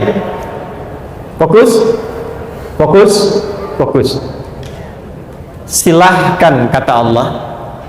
Kata Nabi, Allah dan Nabi menyampaikan, Allah memberikan instruksi, Nabi menjelaskan atas perintah Allah Subhanahu wa taala. Ada hobi, bakat silahkan, tapi jangan merubah fitrah. Yang kedua, keluar dari tugas pokok yang berlaku bagi perempuan di rumah. Ibu, laki-laki banyak mencari nafkah di luar. Otomatis perempuan banyak waktunya di rumah. Karena itu fitrahnya disiapkan oleh Allah untuk mensupport beberapa aktivitas yang ada di rumah. Contoh, maaf sekali, biasanya yang interaksi sama anak-anak banyaknya siapa? Yang menyusui ibu atau ayahnya? Ibunya. Yang menggendongnya umumnya siapa? Masya Allah. Karena itu anak kepada ibu itu luar biasa. Bu, itu mahal. Karena itu orang Arab menyebutkan madrasah pertama untuk anak itu ibunya. Nah sekarang ibunya keluar, anak dititipkan pada orang lain. Kasih sayang ibu nggak ngalir ke anak. Yang gendong orang lain, anak nggak merasakan kehangatan ibunya. Karakternya nggak nyampe. Ibu cuma bisa marah-marah ketika anaknya nggak nurut sama ibu. Ibu tanyakan istighfar, tuh anak tuh begitu, kenapa? Apa dosa ibu kepada anak tuh? Ketika Anda minta, nah begini, anaknya rewel, anaknya berangkat, ibu cuma bisa marah, tapi tidak melihat ke belakang tuh terjadi apa. Kok anak orang lain nggak begitu? Anak orang lain taat-taat saja, anak orang lain baik-baik saja. Riset menunjukkan kebanyakan anak yang tawuran, yang narkoba, yang ribut, itu ketika diriset, mereka ternyata mencari perhatian yang tidak didapatkan di rumah. Itu.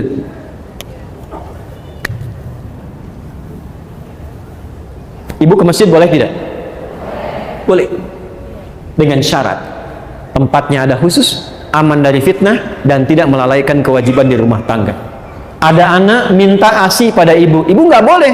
Sebentar ya, mama subuh 2 rakaat, bentar balik lagi. Nggak bisa, dosa malah. Ibu sholat di rumah, dan ketika sholat di rumah demi memenuhi kebutuhan yang di rumah juga, itu sama nilainya dengan suami yang ke masjid. Nilainya sama. Yang mau saya katakan, urusan akhirat saja tidak mengabaikan konteks kehidupan rumah tangga, apalagi cuma urusan dunia. Jadi mulai hari ini, keluar dari sini, pakaian tata dengan baik. Cek di rumah apa yang belum tuntas. Karena sesukses-sukses anaknya, ketika anak sukses hebat apapun, perintah pertama Al-Quran, hey, jangan dulu bagi dengan yang lain, bagi dengan ibumu dulu. Bagi dengan ibumu dulu. Minimal doakan ibumu, doakan ayahmu. Itu yang di Quran surah 46. Ayat 15 itu. Tapi ibu yang bagaimana yang mesti diberi perhatian? Ayah yang bagaimana yang mendapatkan itu semua? Jangan sampai tidak terjadi semua itu. Adalah ibu yang justru bisa memberikan waktunya untuk membuat anaknya sukses di kemudian hari. Dan itu tidak mungkin terjadi kalau di rumahnya berkurang waktunya hanya untuk keluar. Tidak disalahkan ketika keluar, tapi bagi sehingga tidak meninggalkan yang pokok. Saya tutup yang terakhir.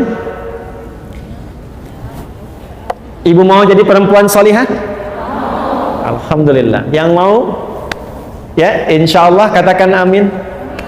Alhamdulillah.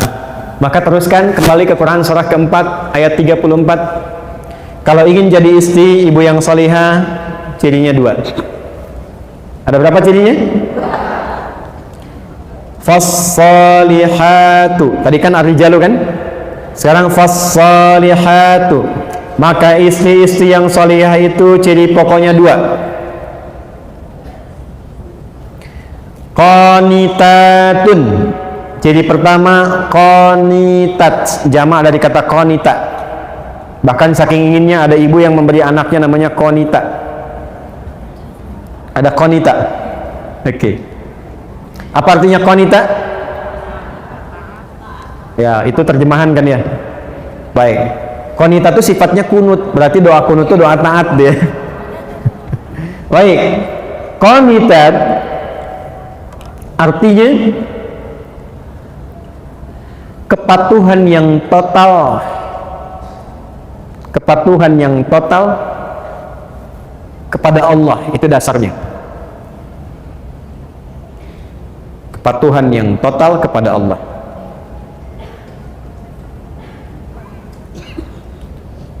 Asalnya itu.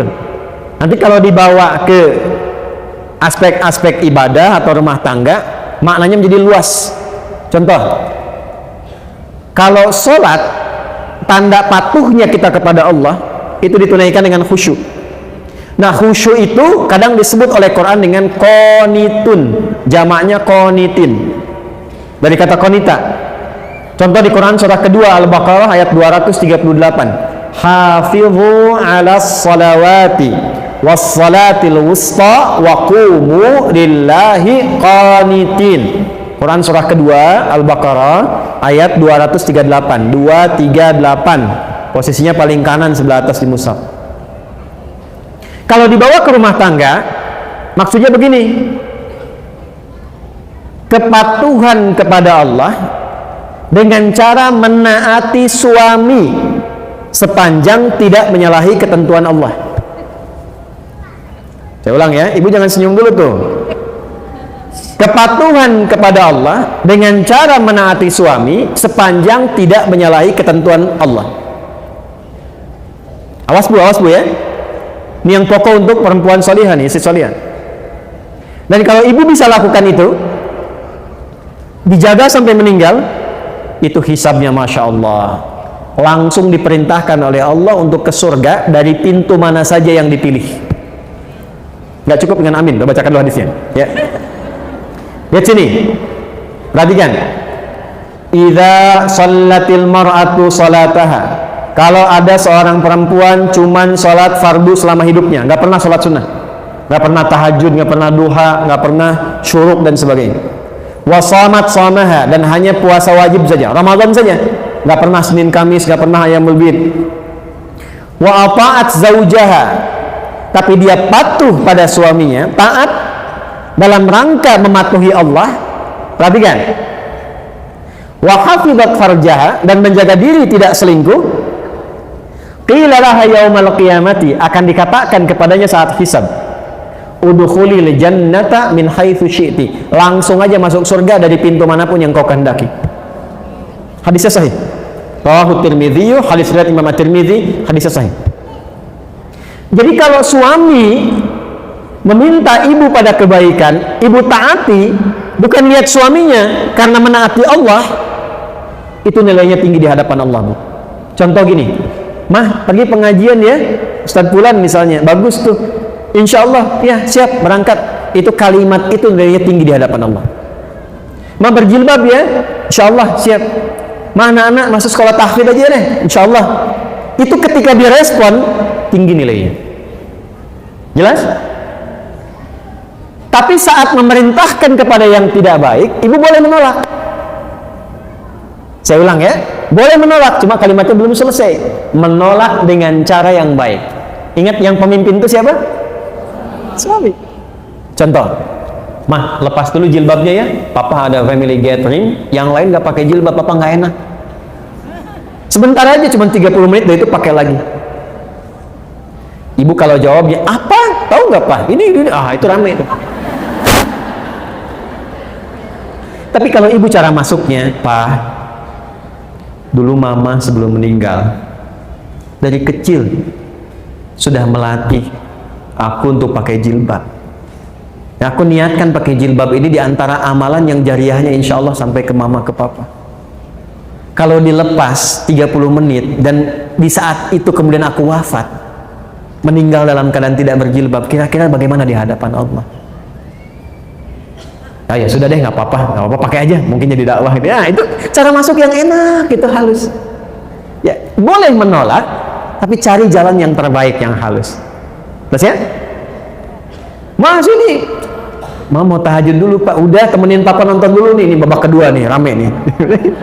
Bola misalnya kan? Baik, gini aja deh Pak, dalam tahajud setelah sholat, Mama doakan klubnya Papa bisa menang. Ya udah tahajud kan? Tahajud kan? Tiba-tiba kalah kan? Mama sih tahajud, iya Papa sih diminta menang malah menangis gitu. Kayaknya udah jelas ya? Oke. Jadi satu, taat pada suami sepanjang meminta kepada yang baik-baik. Tapi kalau sepanjang tidak baik, boleh menolak dengan cara yang apa? Baik. Yang kedua yang agak tidak mudah nih, sekarang bisa terjadi. Hafizatun lil ghaibi bima hafizallah. Istri yang salihah, dia mampu menutup, menjaga aib rumah tangga, khususnya suaminya, terutama ketika tidak sedang bersamanya, karena Allah sudah tutupi. Bima hafizallah, mampu menjaga aib rumah tangga, khususnya suaminya, terutama ketika tidak sedang bersamanya, karena Allah sudah tutupi. Ibu fokus dengan saya sebentar, tahan penanya, perhatikan baik-baik ini. Jika terjadi persoalan di rumah tangga antara suami istri, itu Allah tutupi, Bu, nggak akan tersebar sepanjang ibu tidak membukanya dan sepanjang suami tidak membukanya. Itu akan ditutup sampai kiamat, sampai masalah itu selesai, atau sekalipun ada yang terjadi perpisahan tetap akan ditutup sampai kiamat terjadi, sampai pulang kepada Allah. Hisabnya hanya dia dengan Allah sepanjang tidak dibuka. Tapi kalau itu dibuka, jadi persoalan itu. Nah sekarang pertanyaannya, kan laki-laki juga sama kan, suami juga harus menjaga kehormatan rumah tangga kan. Kenapa sangat ditekankan kepada istri, bukan suami? Itu suratnya surat apa tadi? Surat keempat, surat apa? An-Nisa. Apa artinya An-Nisa? Kan sudah salah. Sudah banyak orang keliru. An-Nisa itu bukan perempuan, bukan wanita. Ibu jangan maksa. An-Nisa bukan perempuan. An-Nisa itu bukan wanita. An-Nisa itu perempuan-perempuan. Beda kan ya? Baik, kalau perempuan itu berapa jumlahnya? Perempuan itu berapa? Banyak. Perempuan tuh kalau sendirian namanya mar'ah. Nih tulisannya, Bu. Saya masih ada waktu? Ibu kan enak tinggal masih aja kan saya yang nerangin. Saya tuh kesini Bu ya, datang sendiri, nerangin sendiri, nulis sendiri, ngapus sendiri Bu. Alhamdulillah. Ibu tinggal lihat, tulis, catat, pulang masuk surga, enak banget. Tinggal amin aja ya. Oh. Mar'ah, tulisannya mim, ra, hamzah, ta, marbutah. Ini bisa dibaca mar'ah, bisa dibaca mir'ah. Kalau mir'ah itu cermin. Ya, makanya perempuan sering dekat dengan cermin. Ya, orang Arab bilang al-mar'atu kal mir'ah. Perempuan itu seperti cermin. Makanya kan ibu senang kan cermin, di rumah udah lihat cermin, turun dari mobil lihat spion lagi, masuk masjid lihat kaca nako masjid baca lagi, nggak apa-apa, dicek di tasnya pun ada cerminnya juga, gitu. Minimal handphonenya kan, nggak apa-apa, itu fitrah bawaan biasa. Mar'ah itu nanti sifatnya muru'ah. Muru'ah itu sifat yang senang menjaga kehormatan. Makanya perempuan itu senang tampil terhormat, jaga rapih, tertib. Beda kan Bu, kalau saya laki-laki keluar pakaian agak lecek sedikit, biasa. Tapi kalau kelihatan istri, stop. Setrika dulu. Rapi dulu. Itu fitrah, perempuan itu biasa. Tapi ingat, perempuan itu seperti cermin. Ibu tahu cermin? Tahu ya? Cermin kalau dilempar, misalnya sampai pecah, bisa nggak dirangkai lagi? Jangan salah, bisa. Bisa dirangkai lagi, cuma tak mampu memantulkan bayangan yang sempurna. Nah, sifat perempuan itu sama dengan cermin. Kalau dia terlukai, itu bisa cepat memaafkan, tapi sulit melupakan apa yang dialami. Ya kan? Punya masalah tahun 2022, tapi kalau diungkit kejadian listrik tahun 98 muncul lagi kan? Iya. Jadi itu fitrah Bu, biasa gitu. Masalah satu keluar 1000 itu biasa. Kenapa sih Pak gini-gini? Dulu kan Bapak dulu kan, padahal masalahnya sekarang kan. Nah, itulah mar'ah. Tapi kalau banyakan laki-laki itu masih konsisten jamaknya, rajul jamaknya rijal. Kalau perempuan beda, sendirian dia mar'ah, banyakan dia nisa. Udah beda sendiri, hurufnya udah lain, katanya udah beda. Bu, rajulun, ra-nya ada, jimnya ada, lamnya ada. Jamaknya rijalun, ra-nya masih ada, jimnya ada, lamnya masih ada, cuman tambah alif. Ini mar'ah, nisaun, mimnya kemana, ra-nya kemana, ta-nya kemana? Kenapa jadi nisa? Nisa itu seakar juga dengan kata nasa. Apa itu nasa? Di antaranya adalah sifat yang mudah mengungkapkan apa yang dirasakan. Ini perempuan itu sependiam-pendiamnya sendirian. Kalau ketemu temannya bisa cerita. Saya nggak bilang curhat, cuman bisa cerita. Makanya kata Quran, kenapa ditekankan ke perempuan dengan nama nisa? Kalau sedang kumpul dengan teman-teman, ada masalah apapun dengan suami, jangan dibuka. Memang judulnya pengajian, tapi ketika datang kan beda sapaannya.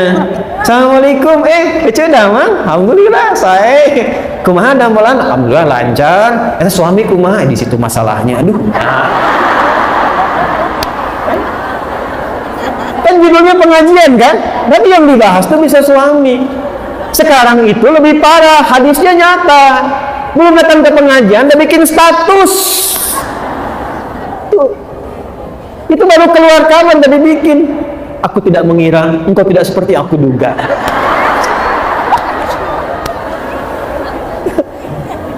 Terus yang menyebalkan itu ditungguin komennya, dilihat siapa yang komen. Teteh kenapa? Paham ya?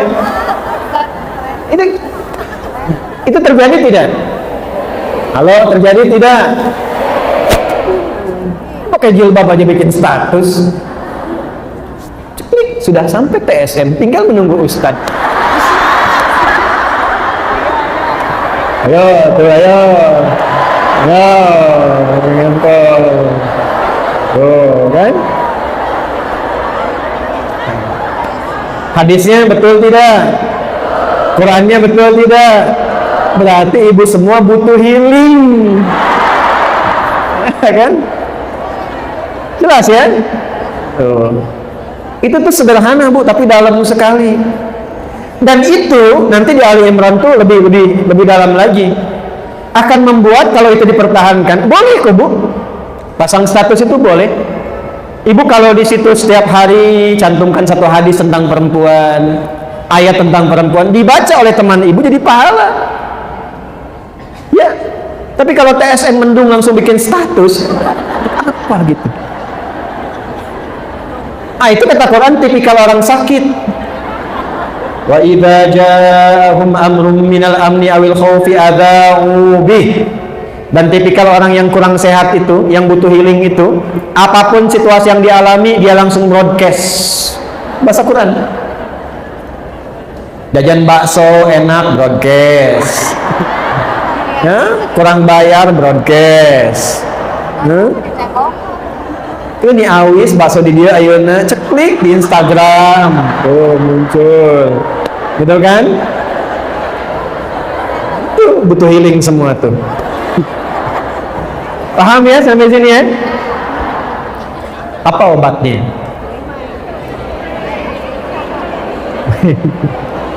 Sudah, lihat sini. Yang menciptakan kita siapa? Yang tahu tentang kita siapa? Maka healing terbaik kembalilah kepada Allah. Tubu ilallahi taubatan nasuh. Tubuh itu kembali, taubaturnya kembali, balik ke Allah. Biasanya healing itu kaitannya lebih banyak dengan penyakit hati. Lebih banyak. Hati itu marad penyakitnya. Fi qulubihim, obatnya disebut dengan syifa. Saya ulangi, obatnya disebut dengan apa? Maka kalau ingin mendapatkan healing, kembali kepada Allah mencari syifa, maka cari ayat-ayat dalam Al-Quran yang terkait dengan syifa. Contoh, buka Quran surah 17, ini penutup di akhir, ayat ke-82, Quran surah 17 ayat 82. Wa nunazzilu minal Qur'ani ma huwa shifaa'un wa rahmatun lil mu'minin. Wa nunazzilu minal Qur'ani ma huwa shifaa'un wa rahmatun lil mu'minin wa la yazidudz zalimina illa khasara. Dan kata Allah, demi keagunganku aku turunkan ayat-ayat Quran itu menjadi syifa. Maaf Bu, Ibu, Bu, Quran itu syifa, Qurannya sendiri syifa. Jadi kalau sedang gelisah, ada persoalan, curhatnya ke Allah Bu. Nabi Yakub tahu? Pernah dengar Nabi Yakub? Ayahnya siapa? Nabi Yakub ayahnya siapa? Nabi Yusuf. Punya masalah dengan anak-anaknya, anak-anaknya yang punya masalah, curhat. Beliau curhat. Curhatnya pada siapa? Innama ashku bathi wa huzni ilallah. Sama Allah. Ibu bangun tahajud, minta sama Allah. Minta anaknya disentuh, berikan kebaikan, kemuliaan, itu akan cepat. Dan kalau curhat ke Allah pun jangan dibikin status di media sosial. Tolong aminkan ya. Yang suka like ya. Salat 2013, sekitar 2012-2013, saya awal-awal pulang dari Tripoli. Ini kisah nyata. Seorang ibu datang dari kejauhan, wajahnya sendu, air matanya hampir tak terbendung. Beliau datang, Ustaz, anak, bahasa kita yang paling gampangnya, anak saya yang saya kandung, saya lahirkan, sulit sholatnya. Bagaimana amalannya?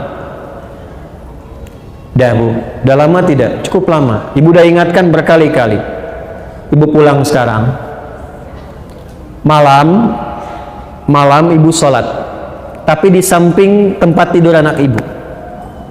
Ibu bermohon kepada Allah, minta aja dengan bahasa ibu, ya Allah, ini anak yang kau titipkan kepadaku, dilahirkan di rahimku, dipertanggungjawabkan olehku sampai dengan aku berpulang.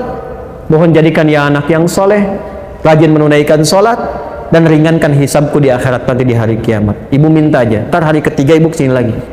Nggak usah diingatkan lagi, ibu nggak usah bilang sama anak, lakukan itu aja. Hari ketiga pulang sini lagi datang. Itu apa yang terjadi? Ini kisah nyata, saya tidak menceritakan yang fiktif. Hari ketiga, pagi-pagi sekitar jam 7 kurang sedikit, dari kejauhan panggilan begitu kencang, Ustadz, bawa nasi uduk. Anak saya udah sholat, kok bisa bu? Jadi tepat di malam yang ketiga itu, anaknya bangun, dia berdiri, langsung dia kejar, dia peluk ibunya, dia menangis. Mama, maafkan aku, katanya kan. Maafkan aku. Ibunya pun ikut nangis. Aku kan selama ini nggak sholat karena mama kan dulu juga nggak sholat. Bapak juga sibuk begitu. Keluarlah kalimat itu. Maka keduanya saling bermaafan, saling berpelukan dan sebagainya. Di situ berjanji anaknya untuk menunaikan sholat. Bahkan datanglah kalian ke pesantren. Kami siapkan murid untuk membimbing. Dia bukan hanya sholat tapi menghafal Quran. Sejak saya tinggalkan itu sudah 3 juz. Mungkin sekarang sudah 30 juz. Dari anak yang tidak sholat menjadi penghafal Quran. Itu. Ini banyak sekali persoalan yang healingnya itu justru saat dihempaskan di atas sajadah itu, bukan saat dihempaskan di media sosial. Ya, jadi kalau ibu mau curhat, cari yang solutif, minta kembali kepada Allah. Ibu punya masalah dengan suami, wudu, ambil mushaf, baca Quran. Setidaknya ada ketenangan. Kalau sudah hati tenang, komunikasinya enak. Kadang-kadang nggak pernah tuntas itu karena dibawa dengan kegelisahan. Akhirnya yang muncul ego, yang muncul kehebatan, lupa kalau dua-duanya itu hamba yang akan berpulang kembali pada Allah Subhanahu wa ta'ala. Jadi healingnya gunakan dengan pemilik kita, kembali kepada Allah, bangun konektivitas, dekati Allah Subhanahu wa ta'ala. Kita punya sholat, kita punya Quran, ya, kita punya doa, gunakan semua itu untuk membangun konektivitas kepada Allah. Membangun koneksi disebut dengan zikir namanya. Sebut dengan apa? Maka semua amalan tadi di Quran disebut dengan zikir. Karena itu nanti ada zikir-zikir khusus bu, yang menenangkan hati itu. Ya muqallibal qulub, tsabbit qulubana ala dinik, ala imanik, ala islam, dan zikir-zikir yang lainnya. Minimal bu ya, bu, rajin istighfar. Ini amalan saya ijazahkan dari Quran. Menjelang subuh, bangun sebelum subuh, misalnya 5 menit sebelum subuh aja, rajin istighfar. Itu Allah akan jaga. Insya Allah dijaga, hartanya stabil, anaknya sehat. Karena itu janji Allah di Quran surat Nuh. Faqultu astaghfiru rabbakum innahu kana ghaffara yursilis samaa 'alaikum midrara wa yumdidkum bi amwalin wa banina. Jadi anak akan dijaga, suami dijaga, harta dijaga, kehidupan berkah, nyaman. Dan kenapa sebelum subuh? Itu amanah di Quran surah 51 di ayat ke-18. Wabil ashari hum yastaghfirun. Siap bu ya? Baik, siap diamalkan? Baik. Siap untuk diamalkan? Baik. Saya ingin coba berikan yang terakhir. Saya berikan doa, insya Allah kalau ibu amalkan ini singkat padat. Tapi kalau ibu bisa amalkan, insya Allah akan cepat berubah. Ya. Allahumma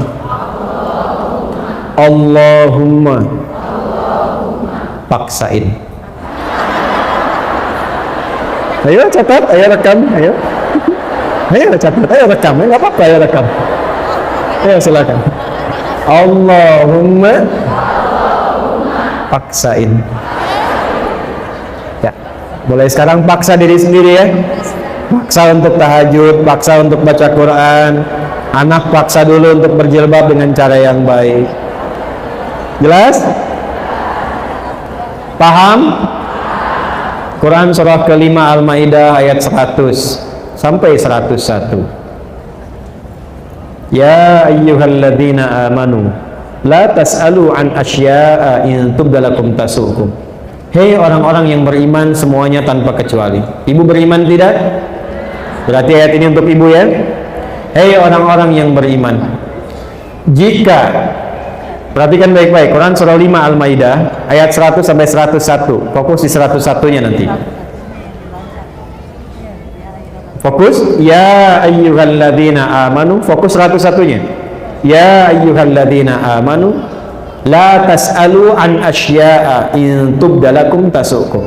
Hei semua yang beriman, jika uraian sudah sampai dijelaskan, dipahami, maka jangan banyak ditanyakan lagi.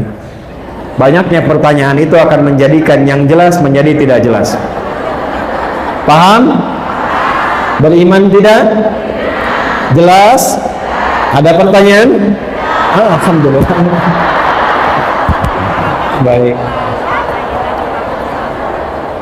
Pertama saya minta maaf dari selama waktu mengajar sampai hari ini tentu banyak salah. Saya akui banyak salah, mohon dimaafkan. Mohon doa agar Allah mengampuni dosa-dosa kami dan keluarga.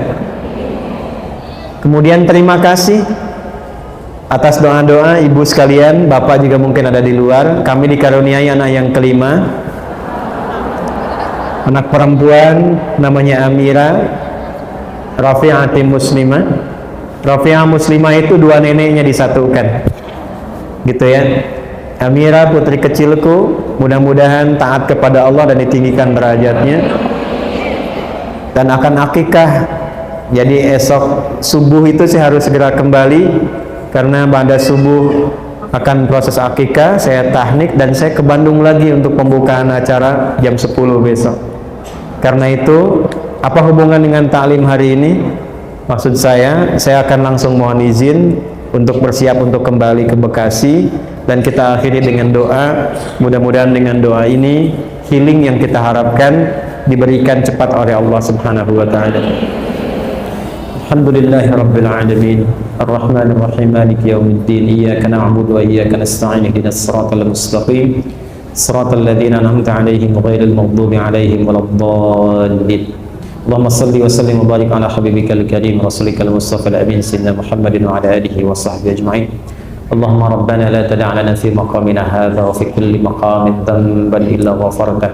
Ya Allah, jika di masjid ini atau di sekitarannya ada hambamu yang dilumuri oleh dosa sebesar apapun, jangan biarkan dia pulang sebelum Kau ampuni dosa-dosanya. Wala hamman illa farajtah. Jika ada di antara kami yang tengah merasakan kegelisahan dalam hidupnya, jangan biarkan ia pulang kecuali Engkau telah tenangkan keadaan hati. Wala asiran illa yassartah. Ya Allah, Engkau maha mengetahui. Di antara kami boleh jadi ia datang membawa kesulitan, baik di rumah tangganya, kehidupan sosialnya, pekerjaannya. Dengan keikhlasan ibadah dan niatnya, maka mohon ya Allah, hilangkan, angkat, dan jadikan kesulitannya berubah menjadi kemudahan. Allahumma wala maridan illa syafaitah. Jika ada di antara kami atau kerabat kami, keluarga kami, ya Allah, Engkau uji dengan penyakit seberat apapun, maka mohon angkat dan sembuhkan penyakitnya. Allahumma ya arhamar rahimin, ij'al baqiyata hayatina hayatan thayyibah wa akhir wafatina husnal khatimah. Ya Allah, jadikan sisa hidup kami yang kami akan lalui lebih baik daripada sebelumnya. Kami mengakui banyak berbuat salah, berbuat maksiat. Boleh jadi anak-anak berbuat salah maksiat karena perilaku orang tuanya, maka mohon ampun dosa-dosa kami ya arhamar rahimin. Ya Allah, ya Rabbal alamin. Allahumma ya arhamar rahimin, jika ada sisa kehidupan bagi kami, jadikan hidup kami lebih baik dari sebelumnya. Dan bila pun kami mesti wafat di hari ini, waktu ini, maka jadikan waktu pulang kami sebagai husnul khatimah. Tawaffana muslimin wa alhiqna bis salihin ma'al ladzina an'amta 'alaihim minan nabiyyin was-siddiqin wasyuhada'i was-salihin wa hasuna ulaika rafiqa. Ya Allah, jadikan teman hidup kami teman-teman yang baik, tetangga kami tetangga yang baik, kerabat kami kerabat yang baik, dan jadikan tempat pulang kami berkumpul bersama orang-orang yang baik dengan Rasulullah sallallahu alaihi wasallam, para nabi, para rasul, orang-orang baik, orang syuhada, orang jujur, orang-orang soleh yang telah Engkau pilih dan berkehidupan di dunia ini. Rabbana alif baina qulubina bittaqwa wa jannibna minat tafraqah. Ya Allah, satukan keislaman kami dengan nilai-nilai takwa, jauhkan kami dari perpecahan. Wahfad baldatana Indonesia waj'alha baldatan thayyibatan wa anta tardaha. Menjadikan negeri kami Indonesia negeri yang adil, makmur, baik. Jaga negeri kami ya Allah dan jauhkan dari perpecahan. Wahfad ulama'ana waj'alhum mukhlasin, dan mohon jaga ulama kami, para ulama kami, dan jadikan mereka ikhlas dalam dakwah mereka karenamu ya arhamar rahimin. Rabbana atina fid dunya hasanah wa fil akhirati hasanah wa qina adzabannar. Wa sallallahu ala sayyidina Muhammad wa ala alihi wa sahbihi ajma'in. Wa akhiru da'wana subhanakallahumma wa bihamdika nashhadu an la ilaha illa anta nastaghfiruka wa natubu ilaik. Walhamdulillahi rabbil alamin. Terima kasih, mohon maaf. Assalamualaikum warahmatullahi wabarakatuh.